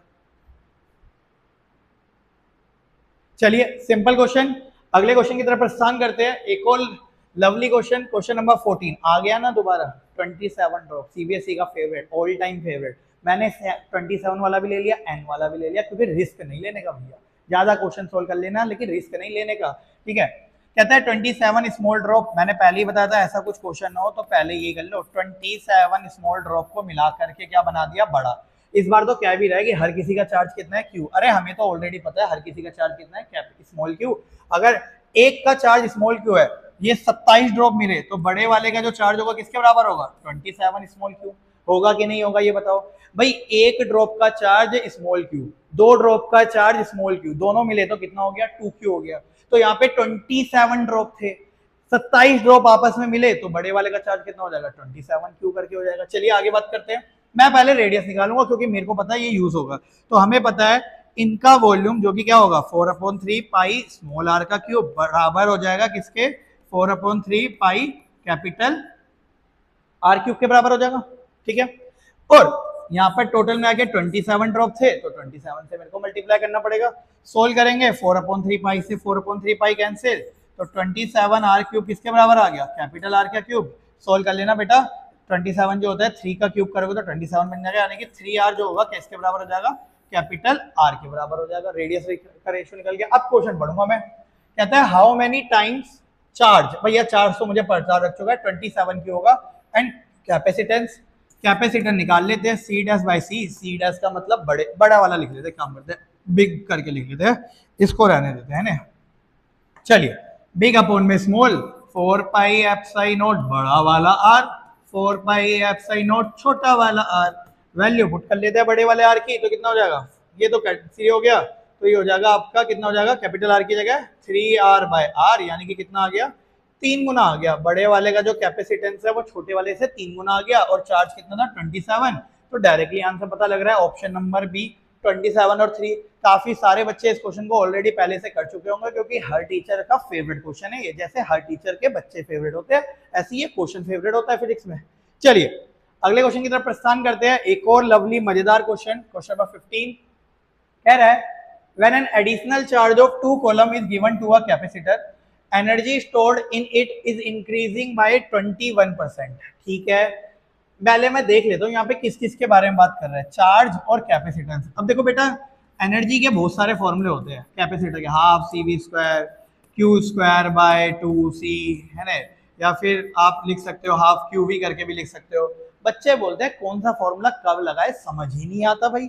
तो एक काम करो, क्वेश्चन को 2-3 बार पढ़ लेगा और आपको पता लग जाएगा कैसे लगाना है। जैसे इस क्वेश्चन में मैंने 2 वर्ड में ध्यान दिया, एक तो चार्ज में ध्यान दिया, एक कैपेसिटर में ध्यान दिया। तो मेरे को एक ऐसा फॉर्मूला लेना है जहाँ चार्ज भी आता हो और कैपेसिटेंस भी आता हो, तो मैं पहला वाला क्यों लगाऊंगा भाई, यहाँ पर तो चार्ज नहीं वोल्टेज आ रही है, तो मैं दूसरे वाले की तरफ जाऊंगा और मैं आंसर निकाल लूंगा। यहाँ पे कह रहा है मैंने एडिशनल चार्ज ये किया गया, तो बताइए एनर्जी कितनी इंक्रीज हो गई, 21%। तो ओरिजिनल चार्ज बताओ। ओरिजिनल यानी कि यहाँ पे 2 केस दे रखे हैं, एक केस दे रखा है आपको इनिशियल या ओरिजिनल केस मान लो, और एक केस का मान लिया मैंने फाइनल मान लिया। जनरली ऐसे क्वेश्चन आए तो 2 केस चुपचाप बना लो, बेटर है, आपका आंसर जल्दी आएगा। इनिशियली एनर्जी का फॉर्मूला लिख लिया मैंने directly Q square by 2c, मैं ज्यादा चेंजेस करने वाला ही नहीं हूँ।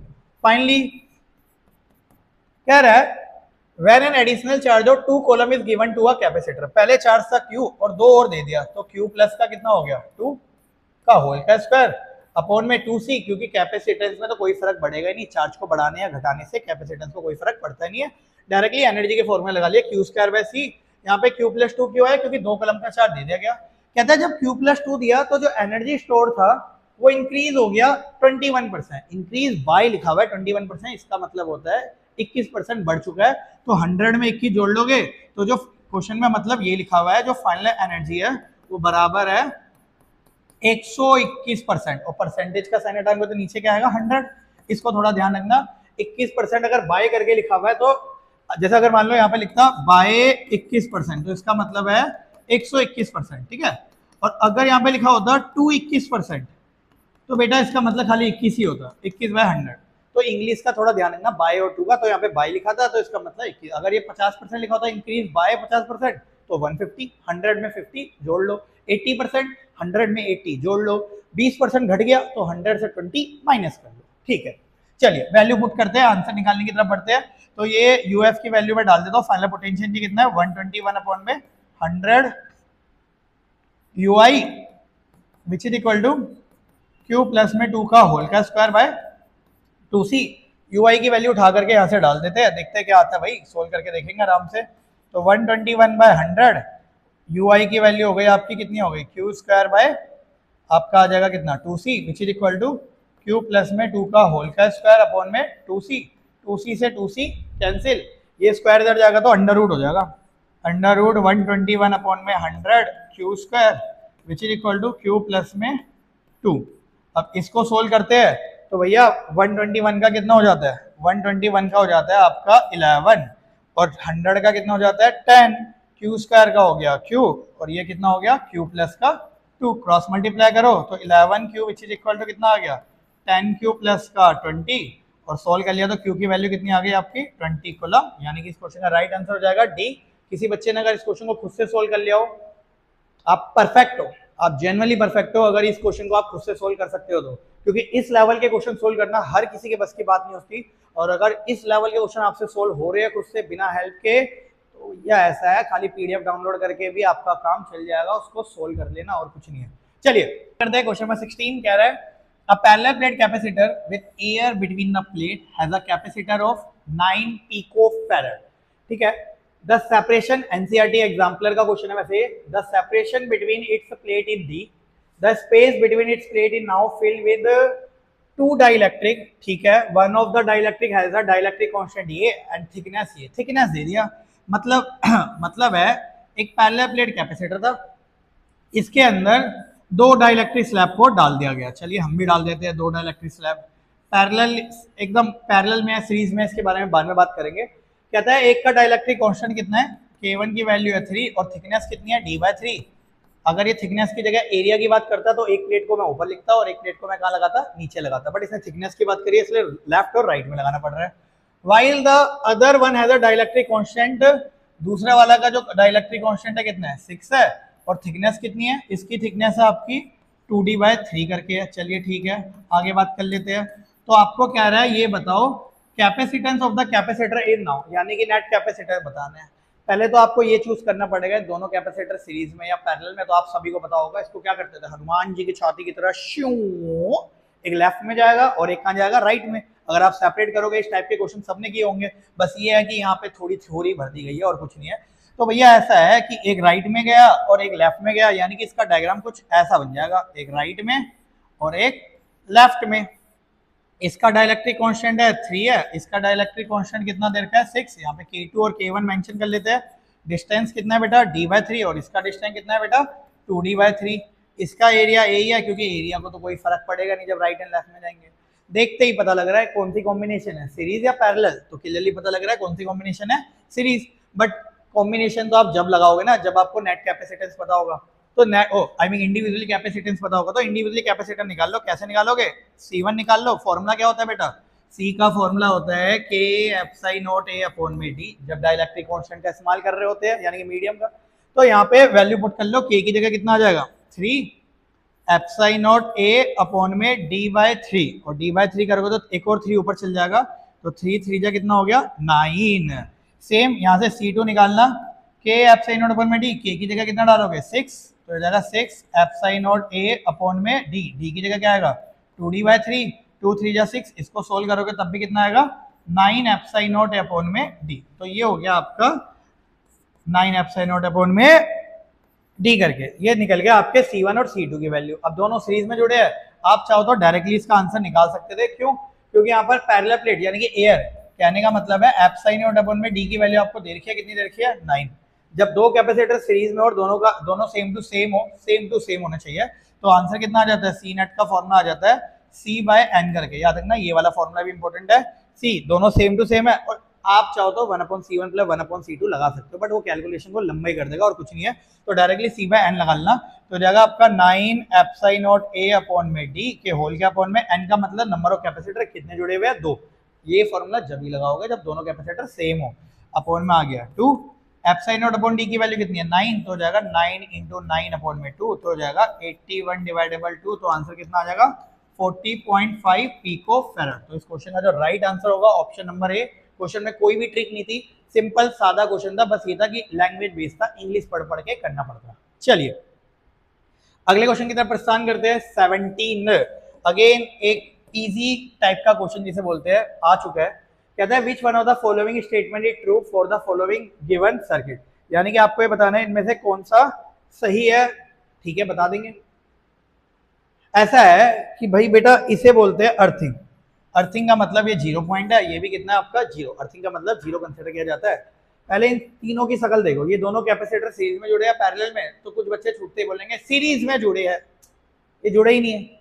जुड़ेंगे तो जब ये तीनों स्विच क्या हो जाएंगे, चालू हो जाएंगे। देखो S3 को अगर आप चालू करोगे, ऑन करोगे, तब जाके दोनों कैपेसिटर कैसे जुड़े होंगे सीरीज में। और अगर आपने S1 S2 और S3 तीनों को चालू कर दिया, तीनों को ऑन कर दिया, तो पोटेंशियल डिफरेंस तो बनेगा ही नहीं। क्यों नहीं बनेगा, ध्यान से देखना, S1 S2 एंड S3 तीनों को अगर आपने ऑन कर दिया तो यहाँ पर भी 0 है, यहाँ पर भी 0 है 10वीं क्लास में। और आपको पता होगा पोटेंशियल डिफरेंस बनाने के लिए एक जगह अगर हाई पोटेंशियल है तो एक जगह क्या होना चाहिए, लो पोटेंशियल। यहाँ पर तो यहाँ ये भी 0 है, ये भी 0 है, तो पोटेंशियल डिफरेंस भी कितना आ जाएगा 0 आ जाएगा। तो यानी कि वोल्टेज की वैल्यू कुछ आएगी नहीं अगर तीनों को ओपन कर दिया तो ये तो इस क्वेश्चन का वो हो गया। दूसरी बात, क्वेश्चन तीनों के तीनों सीरीज में है, तो सीरीज का मतलब है ये दोनों कैपेसिटर सीरीज में, तो इसका मतलब है चार्ज कराने वाला कांस्टेंट। अब क्वेश्चन की तरफ प्रस्थान करते हैं। पहला ऑप्शन कह रहा है with S1 close V1 is 15 volt and V2 is 20। मेरे को एक बात बताओ, अगर S1 को बंद कर भी दोगे, स्विच को अगर बंद कर दिया यहाँ से, ठीक है, तो क्या हो गया भाई, स्विच को बंद कर दिया तो यार एक बात बताओ, ये अपनी वोल्टेज खोएगा थोड़ा ना, खोने के लिए इसको आगे वोल्टेज देनी भी तो पड़ेगी। S2 S3 को कोई फर्क पड़ा नहीं है क्योंकि उसने खाली S1 को क्लोज किया, तो S1 को क्लोज करोगे तो V1 और V2 को कोई फर्क नहीं पड़ेगा, यानी कि दोनों कैपेसिटेंस की वोल्टेज उतनी की उतनी ही रहने वाली है, तो ये तो बिल्कुल सही हो ही नहीं सकता। कहता है with S3 is close V1 and V2 25 volt हो जाएंगे। S3 को क्लोज करते के साथ ही V1 और V2 जो होंगे 25 वोल्ट हो जाएंगे। कैसे हो जाएंगे भाई, S3 को क्लोज कर दिया, दोनों सीरीज में जुड़ेंगे, सीरीज में चार्ज कांस्टेंट रहता है, वोल्टेज आपकी सेम टू सेम ही निकल के आएगी, यानी कि ऑप्शन नंबर बी भी इसका गलत हो गया। Option C with S1 and S2 are close V1 and V2 is 0। S1 और S2 को क्लोज कर दिया तो V1 और V2 0 होगा, गलत। S1 और S2 को क्लोज करके V1 V2 0 नहीं होगा, S1 S2 और S3 तीनों को क्लोज कर दोगे तब सर्किट कंप्लीट होगा और 0 हो जाएगा। खाली S1 को क्लोज करोगे तो यहाँ से करंट घुसेगी या वोल्टेज घुसेगी, यहाँ पे ब्रेक हो गया सर्किट। S3 को तो क्योंकि आपने कुछ किया ही नहीं है, तो ये स्टेटमेंट भी बिल्कुल गलत हो जाएगी। अब बात कर लेते हैं डी की, S1 and S3 are close. कहते हैं S1 और S3 को क्लोज कर लेंगे तो V1 और V2 V1 जो रहेगा 30 वोल्ट, V2 जो रहेगा 20 वोल्ट। मेरे को एक बात बताओ, S1 को और S2 को क्लोज करोगे, सर्किट तो अभी भी कंप्लीट नहीं हुआ, यानी कि कैपेसिटर की वोल्टेज को कोई फर्क नहीं पड़ेगा। तो सही बात है भाई, V1 की वैल्यू अभी 30 वोल्ट ही रहेगी और V2 की वैल्यू कितनी रहने वाली है, 20 वोल्ट ही रहने वाली है। इस क्वेश्चन का राइट आंसर होगा ऑप्शन नंबर डी। मजेदार क्वेश्चन है, इसको ध्यान रखना कि भाई यहाँ पर चेंजेस जब भी आते जब तीनों के तीनों स्विच को क्या कर दिया जाता, ऑन कर दिया जाता, बट यहाँ पर तीनों के तीनों स्विच को ऑन अभी नहीं किया गया, इसलिए कोई चेंजेस नहीं आ रहे हैं। डायरेक्टली इसका आंसर सबसे बेस्ट जो ऑप्शन होगा वो डी होगा। चलिए अगले क्वेश्चन की तरफ प्रस्थान करते हैं।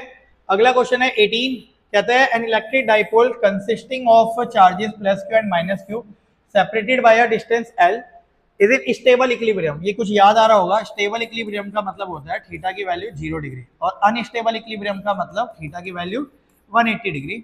कहता है कि इलेक्ट्रिक डाइपोल को इलेक्ट्रिक फील्ड के अंदर रखा गया है स्टेबल इक्विलिब्रियम में, तो बताओ इलेक्ट्रोस्टैटिक पोटेंशियल एनर्जी कितनी होगी। हमें अच्छे से पता है इलेक्ट्रिक डाइपोल और पोटेंशियल एनर्जी के बीच का चैप्टर नंबर 1 के अकॉर्डिंग फॉर्मूला होता था माइनस पीई कॉस थीटा। क्या होता था, माइनस पीई कॉस थीटा करके। चलिए स्टेबल इक्विलिब्रियम है तो थीटा की जगह 0 डाल देंगे तो ये जाएगा माइनस का पीई कॉस 0 और कॉस 0 की वैल्यू 1। और डाइपोल पी का फॉर्मूला क्या होता है, क्यू इंटू 2a, बट उसने बोला डिस्टेंस को एल लेना, तो क्या हो जाएगा क्यू एल ई।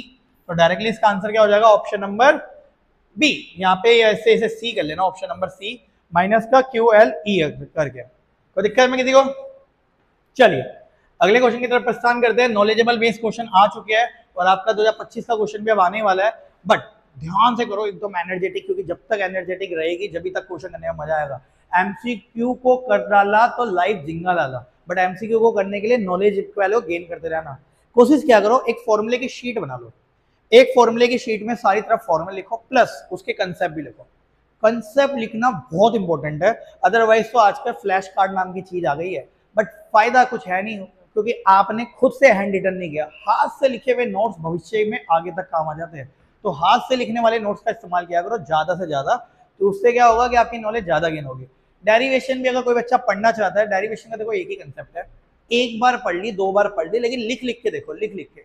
काफी जने बोलते हैं कि डेरिवेशन का ज्यादा एडवांटेज होता नहीं है, मैं कहता हूं कि ऐसा कुछ नहीं है भाई, डेरिवेशन का बहुत एडवांटेज होता है। डेरिवेशन के दम पे आप, मैं ये नहीं कह रहा कि उसको रटना शुरू कर दो, लेकिन डेरिवेशन अगर आप समझते हो तो डेरिवेशन के दम पे आपकी कैलकुलेशन और कंसेप्ट जो मजबूत होते हैं ना बेटा, कंसेप्ट एक ऐसी चीज होती है जो इंसान, जो कोई भी स्टूडेंट सिर्फ और सिर्फ और सिर्फ प्रैक्टिस से सीखता है। कंसेप्ट को प्रैक्टिस से सीखा जाता है और कैलकुलेशन को, ठीक है। ये कैलकुलेशन ऐसी चीज है रातों रात नहीं सिखाई जा सकती। आप 2 से लेके 20 तक की टेबल याद कर लो, लेकिन जब तक अप्लाई करना नहीं आएगा कोई फायदा नहीं होने वाला। चलिए आगे बात करते हैं क्वेश्चन नंबर 19 के बारे में। मजेदार क्वेश्चन है, बहुत यूनिक क्वेश्चन लेके आया हूं, बहुत यूनिक। ये यूनिक क्वेश्चन लाने का रीजन खाली एक ही है, क्योंकि भैया बात ऐसे जिस हिसाब से पेपर आ रहे हैं यूनिकनेस बढ़ते जा रही है। चलिए कहता है 2 identical metallic plate are given positively charged Q1 and Q2। 2 identical metallic plate है, एक में चार्ज दिया गया Q1 पॉजिटिव था और एक में चार्ज दिया गया Q2, ये भी क्या है आपका, ठीक है, पॉजिटिव ही है। बट कह रहा है Q1 is greater than Q2, यानी कि Q1 की वैल्यू ज्यादा है Q2 से। If these plates are brought together to form a parallel plate capacitor, then the potential difference between the plate, कहता है दोनों को पास पास लेके आए तो बताओ पोटेंशियल डिफरेंस कितना होगा बिटवीन द प्लेट, यानी कि इसके बीच का पोटेंशियल डिफरेंस निकाल लेंगे। मैं एक काम करता हूँ, पहले इंडिविजुअली इलेक्ट्रिक फील्ड निकाल लेता हूँ प्लस वाले चार्ज की वजह से, एक प्लेट की वजह से। गॉस थ्योरम बोलता है एक प्लेट की वजह से इलेक्ट्रिक फील्ड जो आएगी वो क्या आने वाली है, E1 मान लेता हूँ। फॉर्मूला क्या होता है इलेक्ट्रिक फील्ड का, सिग्मा बाय 2 एप्सिलॉन नॉट करके। तो यहाँ पे ये हो जाएगा, सिग्मा की जगह क्या आ जाएगा बेटा, Q बाय A। सिग्मा का सरफेस चार्ज डेंसिटी का फॉर्मूला होता है ना, सरफेस चार्ज डेंसिटी का चार्ज अपॉन में एरिया, तो हो जाएगा Q1 bye 2 epsilon naught A करके। यहाँ तक किसी को कोई दिक्कत है तो एक बार देख के बता दो भाई कि ये वाली प्रॉब्लम हो रही है, अदरवाइज को आगे सॉल्व करना शुरू करते हैं। कोई दिक्कत यहाँ तक? बहुत ही सही, बहुत ही ज्यादा सही, कोई दिक्कत वाली बात है ही नहीं। चलिए इसी तरह से मैं E2 निकाल लूंगा, वही सिग्मा बाय 2 एप्सिलॉन नॉट, तो हो जाएगा बेटा क्या हो जाएगा, Q2 bye 2 epsilon naught A। अब मैं E1 और E2 है, Q1 की वैल्यू ज्यादा है और Q2 की वैल्यू क्या है, कम है, तो नेट इलेक्ट्रिक फील्ड निकालने के लिए, क्योंकि प्लस वाले दोनों क्या करेंगे, यहाँ से इलेक्ट्रिक फील्ड राइट में, यहाँ से इलेक्ट्रिक फील्ड लेफ्ट में, दोनों अपोजिट डायरेक्शन है, तो दोनों को क्या करेंगे, माइनस। तो मैं नेट इलेक्ट्रिक फील्ड निकालने के लिए दोनों को माइनस कर लूंगा। E1 माइनस E2 मैं इसलिए कर रहा हूँ क्योंकि E1 की वैल्यू ज्यादा होगी, क्वेश्चन में Q1 की वैल्यू ज्यादा दी है। E1 ये हो जाएगा आपका बेटा Q1 अपॉन में 2 एप्सिलॉन नॉट A माइनस का Q2 अपॉन में 2 एप्सिलॉन नॉट A। यहाँ से 1 अपॉन में 2 एप्सिलॉन नॉट A को कॉमन ले लो, अंदर क्या बचेगा बेटा, Q1 माइनस का Q2। ये इलेक्ट्रिक फील्ड निकल गए। हमें क्या निकालना है, पोटेंशियल डिफरेंस निकल जाएगा। आपने पोटेंशियल ग्रेडियंट का फॉर्मूला पढ़ा है, E इक्वल टू क्या होता है, V बाय डी। तो V का फॉर्मूला क्या आ जाएगा, E इंटू डी। तो यहाँ पे कर लो भैया E इंटू डी, यानी कि इसको D से मल्टीप्लाई कर लो, तो D by 2 epsilon naught A Q1 minus का Q2। ध्यान से देख लेना, ये E निकला था, V का फॉर्मूला क्या था, E इंटू डी, तो इसको मैंने किससे मल्टीप्लाई कर दिया, D। और बच्चे को पता है एप्सिलॉन नॉट अपॉन में डी, सी का फॉर्मूला होता है, C is equal to epsilon naught upon में डी। बट ये नीचे लिखा है तो हो जाएगा, क्या हो जाएगा, ये हो जाएगा आपका Q1 माइनस का Q2 अपॉन में एप्सिलॉन नॉट अपॉन डी को क्या ले लेंगे, सी ले लेंगे। खत्म कहानी, यानी कि डायरेक्टली आंसर क्या हो जाएगा बेटा, Q1 माइनस का Q2 अपॉन में 2C। ऑप्शन नंबर कितना हो जाएगा आपका, डी करके। लवली क्वेश्चन है, एकदम लवली क्वेश्चन, ठीक है, बहुत ही अपने टाइप का एकदम यूनिक क्वेश्चन जिसे बोलते हैं। इसके पीछे हो सकता है कोई बच्चा इसको याद कर ले, लेकिन इसके पीछे कंसेप्ट को आपने समझ लिया कि किस तरह से मैंने पहले इंडिविजुअली इलेक्ट्रिक फील्ड निकाली है, देन इंडिविजुअली इलेक्ट्रिक फील्ड से नेट इलेक्ट्रिक फील्ड निकाल के पोटेंशियल डिफरेंस निकाला है। ये बहुत बड़ी बात है, कंसेप्ट को दिमाग के अंदर बसा लो। चलिए अगले क्वेश्चन की तरफ बात करते हैं। क्वेश्चन नंबर 20 कह रहा है, बहुत ही simple, a parallel plate capacitor is made by taking an equal space plate connected alternatively. If the capacitor between any two adjacent plate is C, then the resultant। अब बच्चे बोलेंगे ये तो बहुत जल्दी फास्ट हो गया, इंग्लिश कुछ ज्यादा हाई फाई हो गई, लल्लू इंग्लिश है। कह रहा है कि भैया दो प्लेट के बीच में एक कैपेसिटर काउंट किया जाता है, ये तो हमें ऑलरेडी पता है, दो प्लेट का इस्तेमाल करते हैं तो एक कैपेसिटर बनता है। कहता है एन प्लेट का इस्तेमाल करूंगा तो कितना कैपेसिटर बनेगा, देख लेते हैं। अगर मैं दो की जगह 3 प्लेट का इस्तेमाल करूं तो कितने कैपेसिटर बनेंगे। कैपेसिटर बनने के लिए 2 प्लेट होनी जरूरी है, तो एक तो इनके बीच का, एक इनके बीच का, यानी कि एक कैपेसिटर ये, एक कैपेसिटर ये, तो कितने कैपेसिटर हो गए, 2। 3 प्लेट का इस्तेमाल करके 2 कैपेसिटर बन रहे हैं। अगर मान लो 1 2 3 4 5 प्लेट का इस्तेमाल करूं तो कितने कैपेसिटर बनेंगे, ये एक, ये एक, ये एक और ये भी एक, क्योंकि 2 प्लेट में एक कैपेसिटर काउंट किया जाता है। तो 1 2 3 4 कितने कैपेसिटर बन रहे हैं, 4 कैपेसिटेंस बन रहे हैं। 5 प्लेट में 4, 3 प्लेट में 2, 2 प्लेट में 1, यानी कि एक कम बन रहा है। 10 प्लेट में कितने बनते हैं, 9। 1000 प्लेट में कितने बनते हैं, 999 कैपेसिटेंस बनते हैं। तो n प्लेट में कितने कैपेसिटेंस बनेंगे भैया, n में से एक प्लेट को माइनस, यानी कि n-1 इंटू में c। बिल्कुल बिल्कुल बिल्कुल मजेदार क्वेश्चन, एकदम लवली टाइप क्वेश्चन है, मजा आ गया भाई, मजा आ गया। अगले क्वेश्चन की तरफ प्रस्थान करते हैं। 21 एकदम थ्योरेटिकल कंसेप्ट से भरा हुआ क्वेश्चन, क्या बोलूं इस क्वेश्चन को तो मैं। Which of the following is the polar molecules. Chemistry आ गई रे, केमिस्ट्री आ गई। पोलर नॉन पोलर मॉलिक्यूल है। पोलर मॉलिक्यूल क्या होते हैं भैया, पोलर मॉलिक्यूल वो होते हैं जो दो एटॉमिक नंबर जिनका क्या हो, अलग अलग अलग अलग टाइप, या फिर ये बोल सकते हैं जिनके बीच में नेट डाइपोल निकल के आता है, उसको क्या बोलते हैं, पोलर मॉलिक्यूल। यहाँ पे देखो O2, O वाला अपने ही O से जुड़ा हुआ है, तो भैया इसमें क्या ही होगा, इक्वल शेयरिंग पेयरिंग हो जाती है। इक्वल शेयरिंग पेयरिंग हुई तो डाइपोल मोमेंट की वैल्यू हो जाएगी 0 हो जाएगी। N2 अगेन N वाला N से ही जुड़ा हुआ है, equal sharing pairing 0। H2 H वाला H से ही जुड़ा हुआ है, इक्वल शेयरिंग पेयरिंग 0। जिनको याद रखना हो तो याद रख लेना, इनको बोलते हैं नॉन पोलर मॉलिक्यूल। क्या बोलते हैं, नॉन पोलर मॉलिक्यूल बोलते हैं। HCl यहाँ पर डाइपोल निकल के आएगा कुछ ना कुछ, क्योंकि H और Cl अलग अलग है। शेयरिंग पेयरिंग जो होगी वो इक्वल तो होगी, लेकिन वो थोड़ी मतलब डिस्टेंस में होने वाली है, जिसके कारण यहाँ पे चार्ज क्रिएशन हो जाएगा, एक प्लस है और एक क्या हो जाता है आपका माइनस। यहाँ पे सेम टू सेम ही चार्ज आने वाले, तो क्या ही फर्क पड़ता है। तो डायरेक्टली इसका आंसर क्या हो गया, option number D HCl polar. और जिनको नॉन पोलर के याद रखने हो वो नॉन पोलर वाले ध्यान रख लेना। चलिए अगला थ्योरेटिकल बेस्ड 22, बहुत ही सिंपल क्वेश्चन है। कहता है which of the following statement about the dielectric is correct. Dielectric के बारे में बताओ कौन सी स्टेटमेंट सही है। कह रहा है a polar dielectric has a net dipole moment in the absence of external electric field. भैया बात ऐसी है, डाइलेक्ट्रिक का मतलब होता है HCl, जैसे क्या हो गया HCl, जिसके पास एक पॉजिटिव चार्ज एक negative charge, positive charge negative charge, negative charge positive charge, negative charge positive charge, but ये आपस में एक दूसरे को कैंसिल आउट कर देते हैं, जिसके कारण नेट इलेक्ट्रिक फील्ड जो आती है इनकी कितनी आ जाती है, जीरो। नेट डाइपोल भी खत्म हो जाता है। कहता है net dipole moment is moment in absence of external electric field is get modified due to a induce. बिल्कुल भी नहीं भाई, आपका अगर एक डाई इलेक्ट्रिक को यूनिफॉर्म इलेक्ट्रिक फील्ड या इलेक्ट्रिक फील्ड के अंदर नहीं रखा गया तो उसके अंदर कुछ नहीं होता, वो नल्ला होता है। क्या होता है, नल्ला होता है, अंदर इलेक्ट्रिक फील्ड डाइपोल कुछ नहीं बन के आता। ठीक है, ऑप्शन नंबर बी देखो क्या कह रहा है, the net dipole moment of the induced dipole is along the direction. बिल्कुल सही लिखा हुआ है भाई, ऑप्शन नंबर बी इसका सही है। सी और डी को मैं पढ़ूंगा भी नहीं। अब होता क्या है, जैसे ही आपने इसको इलेक्ट्रिक फील्ड के अंदर रखा, किसके अंदर रखा, इलेक्ट्रिक फील्ड के अंदर, तो होता है क्या है, ये इलेक्ट्रिक फील्ड यहाँ से निकल रही है तो 100% यहाँ कौन सा चार्ज होगा, पॉजिटिव, और यहाँ कौन सा होगा, नेगेटिव। तो होता है क्या है कि जो डाइलेक्ट्रिक होती है इसके अंदर का सारा नेगेटिव चार्ज एक तरफ आ जाएगा, ऐसे बनेगा। देखो नेगेटिव एक तरफ, पॉजिटिव एक तरफ, नेगेटिव एक तरफ, पॉजिटिव एक तरफ, नेगेटिव एक तरफ, पॉजिटिव नेगेटिव पॉजिटिव, सारा नेगेटिव। यहाँ पे देखो रैंडम थे, positive negative negative positive positive negative, सब कैंसिल आउट कर दे रहे थे। यहाँ पर ऐसा नहीं है, अरेंज हो गए, एक बार सिमेट्रिकल मैनर में अरेंज हो गए तो ये कुछ ना कुछ डाइपोल निकाल के देंगे। तो the net dipole moment of the induced dipole is along the, कह रहा है along the direction of electric field. देख लो बेटा, डाइपोल की डायरेक्शन कहाँ होती है, डाइपोल की डायरेक्शन होती है नेगेटिव चार्ज से पॉजिटिव चार्ज। कौन से चार्ज से कौन से चार्ज, नेगेटिव चार्ज से पॉजिटिव चार्ज। तो देख रहे हो बेटा, डाइपोल की डायरेक्शन ऑफ इलेक्ट्रिक फील्ड की डायरेक्शन क्या हो गई, सेम हो गई, इसलिए ऑप्शन नंबर बी क्या हो गया, बिल्कुल सही हो गया। ठीक है, वैसे सी और डी के बारे में बात करने की जरूरत है नहीं, dielectric constant, free charges, electric field is product. ठीक है, बी बेस्ट आंसर।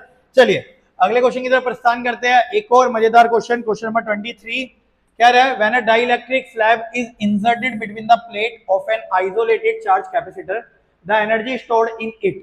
कहता है एक डाइलेक्ट्रिक स्लैब को डाल दिया गया एक कैपेसिटर के, पहले प्लेट कैपेसिटर के अंदर, चलिए डाल दिया, ठीक है। आगे कहता है तो बताओ इसके कैपेसिटेंस और एनर्जी में क्या फर्क पड़ेगा। भाई आपको पता होना चाहिए, जैसे डाइलेक्ट्रिक स्लैब का यूज करते हो फॉर्मूला होता है C = C 1 - का T/D इन ब्रैकेट में 1 - का 1 में K।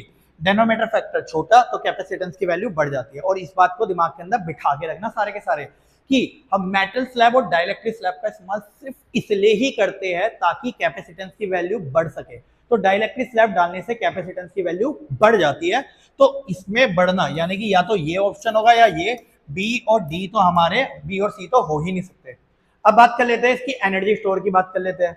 तो भैया बात ऐसी है, हमें एनर्जी के तो बहुत सारे फॉर्मूले पता है, अगेन वही वाला कंफ्यूजन हो जाएगी। हाफ CV² लगाएंगे तो ऐसा लग रहा है कि C बढ़ेगा तो U भी बढ़ जाएगा, और अगर Q²/2C लगाएंगे तो ऐसा लग रहा है कि C बढ़ेगा तो U क्या हो जाएगा, घट जाएगा। तो कौन सा लगाए, क्योंकि दोनों में अलग अलग आंसर आएंगे। पढ़ते हैं क्या चार्ज के बारे में कुछ बात कर रहे हैं।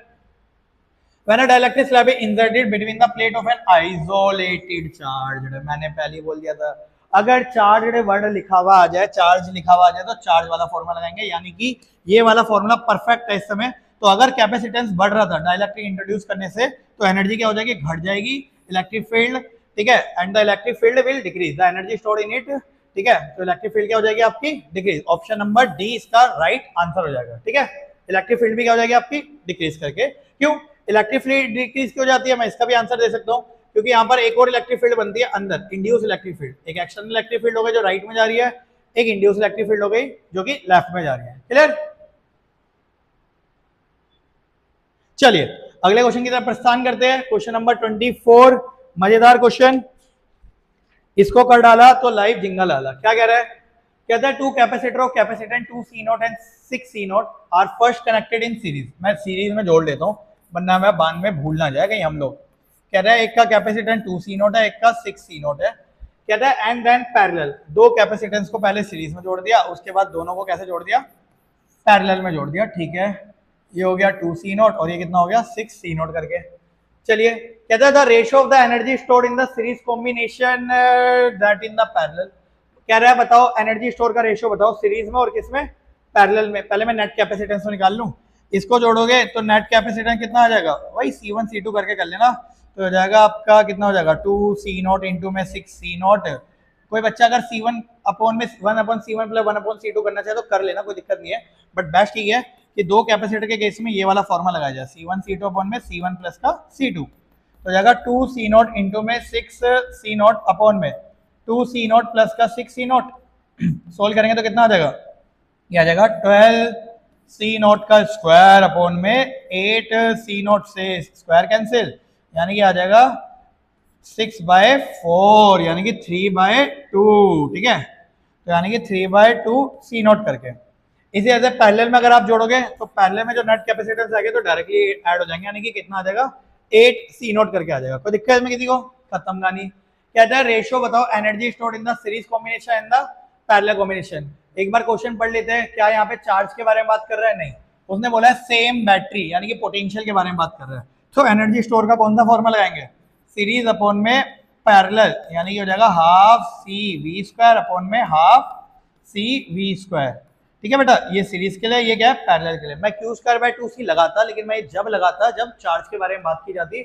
इस समय उसने बैटरी के बारे में बात किया, बैटरी का मतलब वो किसके बारे में बात कर रहा है, वोल्टेज के बारे में बात कर रहा है। बस वैल्यू पुट करते हैं, सीरीज कैपेसिटेंस ये तो कैंसिल हो जाएंगे क्योंकि दोनों सेम बैटरी से, तो वोल्टेज सेम, हाफ से हाफ कैंसिल, CS यानी कि सीरीज का कितना निकल गया है 3/2 C0 और CP का कितना निकल गया है 8 C0। सोल्व करेंगे तो कितना आ जाएगा 3/16। तो राइट आंसर क्या हो जाएगा इसका 3/16। लवली क्वेश्चन, एकदम मजेदार। फाइनली 25 क्वेश्चन जो है आपका मजेदार। एक और क्वेश्चन, इस क्वेश्चन को और जो इससे पहले क्या था डाइलेक्ट्रिक स्लैब वाला, दोनों के बीच में तगड़ा रिलेशन है। ये भी अगर आप चाहो तो डायरेक्टली कर सकते हो।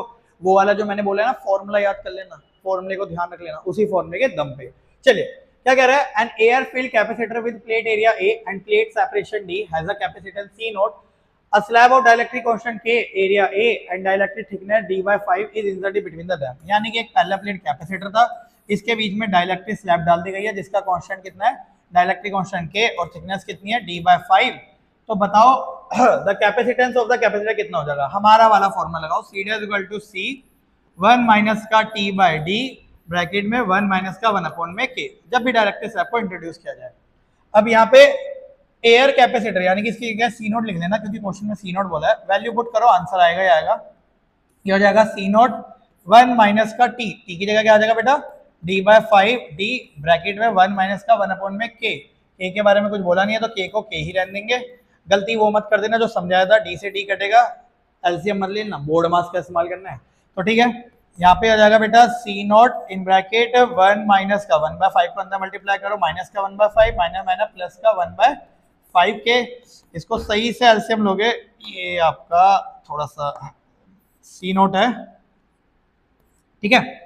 इसको सही से एलसीएम लोगे तो आ जाएगा बेटा 5K एंड देन यहाँ पे 5K से मल्टीप्लाई करना पड़ेगा। 5K माइनस का हो जाएगा K प्लस का हो जाएगा 1, सबसे ऊपर जाएगा तो हो जाएगा 5K और ये बचेगा आपका 4K प्लस का 1 इंटू में C0। यानी कि इस क्वेश्चन का जो राइट आंसर हो जाएगा वो जाएगा ऑप्शन नंबर C करके। एकदम लवली मजेदार क्वेश्चन जिसे बोलते हैं, फीलिंग आ गई बढ़िया वाली। अगले क्वेश्चन की तरफ प्रस्थान करते हैं, क्वेश्चन नंबर 26 एमसीक्यू सीरीज का आज का लास्ट क्वेश्चन जो कि 2025 के एग्जाम में आया है। खुद से देख लो, खुद से सोल्व करने की कोशिश कर लो, अपने आप पता लग जाएगा खुद से सोल्व कितने होते हैं, कैसे होते हैं। आंसर भी देख लेना, गूगल ये वो करके आपको पता लगेगा कि आंसर में भी लोचा है भैया, आंसर में भी क्या है इसका लोचा चल रहा है। इसको ध्यान से देख लो, अजमा लो, खा जाओ इसे, जैसे बोलते हैं बसा लो दिल में, दिमाग में, हर जगह बसा लो इस क्वेश्चन को। इस टाइप के क्वेश्चन आ रहे हैं लेवल के। कह रहा है in the figure curve line represented equipotential surface, हर जगह इक्विपोटेंशियल सरफेस है, यानी कि ये जो पूरी कर्वी सरफेस दिख रही है ये 10 वोल्ट है, तो इस पूरी लाइन में यहाँ तक कितना होगा 10 वोल्ट। ये 15 वोल्ट है तो यहाँ तक 15 वोल्ट, 20 वोल्ट है 20, 25 है तो 25 वोल्ट हो गया पूरी लाइन में। कहते हैं एक चार्ज है Q is moved along the difference A-B-C plate में, डिफरेंस करवा रहा है। कहता है वर्क निकालो किसमें ज्यादा होगा ये बता दो बस। कह रहा है वर्क की वैल्यू मैक्सिमम बता दो, कहानी हो जाएगी खत्म। वर्क की वैल्यू मैक्सिमम 2 मिनट में बता देंगे। मैं सबके लिए बता देता हूँ और बोलो ए के लिए, फिर किसके लिए बताना है, बी के लिए, फिर सी के लिए, और फिर किसके लिए बताना है आपका, डी के लिए बताना है। चलिए वर्क का फॉर्मूला डायरेक्टली लगाना, क्यू नॉट इन ब्रैकेट, ये फॉर्मूला यहाँ नहीं यहाँ लिखते हैं, वर्क का डायरेक्टली फॉर्मूला पोटेंशियल डिफरेंस के लिए V2 माइनस का V1। तो ये पहले वाले का वर्क निकालते हैं, क्यू नॉट की जगह क्या लेना, कैपिटल क्यू, क्योंकि कैपिटल क्यू को मूव करा रहा है, ए वाला कहां से कहां मूव करा रहा है, इस पॉइंट से इस पॉइंट तक। तो भैया इस पूरे पॉइंट में वोल्टेज कितनी है, 10 वोल्ट है, और इस पॉइंट में भी कितनी होगी, 10 वोल्ट। तो 10 माइनस का 10, तो वर्क कितना निकल के आ गया, 0। बी वाले पॉइंट के लिए देख लो, बी वाला कहां से कहां जा रहा है, पहले था 10 पे था, 10 पे था, और 10 से कहां चले गया, इस पे, और ये वाली लाइन कितनी है, 15 की, तो कितना हो जाएगा 15 माइनस 10, तो कितना आ जाएगा 5Q। सी वाला क्यू, सी वाले को देखते हैं, सी वाले के केस में क्यू यहां से कहां मूव कर रहा है, इस पॉइंट में मूव कर रहा है, यहाँ पर पोटेंशियल कितना है 10, और वहां पर कितना है आपका 25, तो कितना हो जाएगा बेटा 25 माइनस का 10 यानी कि कितना आ जाएगा 15Q। लास्ट डी वाला ऑप्शन, डी वाले को भी देख लेते हैं, डी वाला इस वाले पॉइंट से इस वाले पॉइंट में जा रहा है, यहाँ पर पोटेंशियल कितना है 10, और यहाँ पर पोटेंशियल कितना है 20, तो कितना आ जाएगा 20 माइनस का 10, तो कितना आ जाएगा 10Q। अब आराम से देख लो बेटा, सी वाले के केस में वर्क क्या आ रहा है सबसे ज्यादा, तो इस क्वेश्चन का जो राइट आंसर होगा वो क्या हो जाएगा, ऑप्शन नंबर सी करके। बहुत ही मजेदार, सिंपल, मजा आ गया सारे के सारे एमसीक्यू में। आपका बस एक ही काम है कि इन एमसीक्यू को एक बार रिपीट जरूर जरूर जरूर करना, ठीक है। डिस्क्रिप्शन में पीडीएफ लिंक है, उसको डाउनलोड कर लेना, www.भौतिकीशरीर.com में जाके भरपूर मात्रा में आपके पास कंसेप्ट पड़ा हुआ है, वहां पर जाके देखो, एनालाइज करो, अप्लाई करके देखो, फीलिंग आ जाएगी, ठीक है। चलिए आज के लिए इतना बहुत है, बाकी देखेंगे इसको नेक्स्ट लेक्चर में। फिलहाल के लिए सभी को नमस्कार।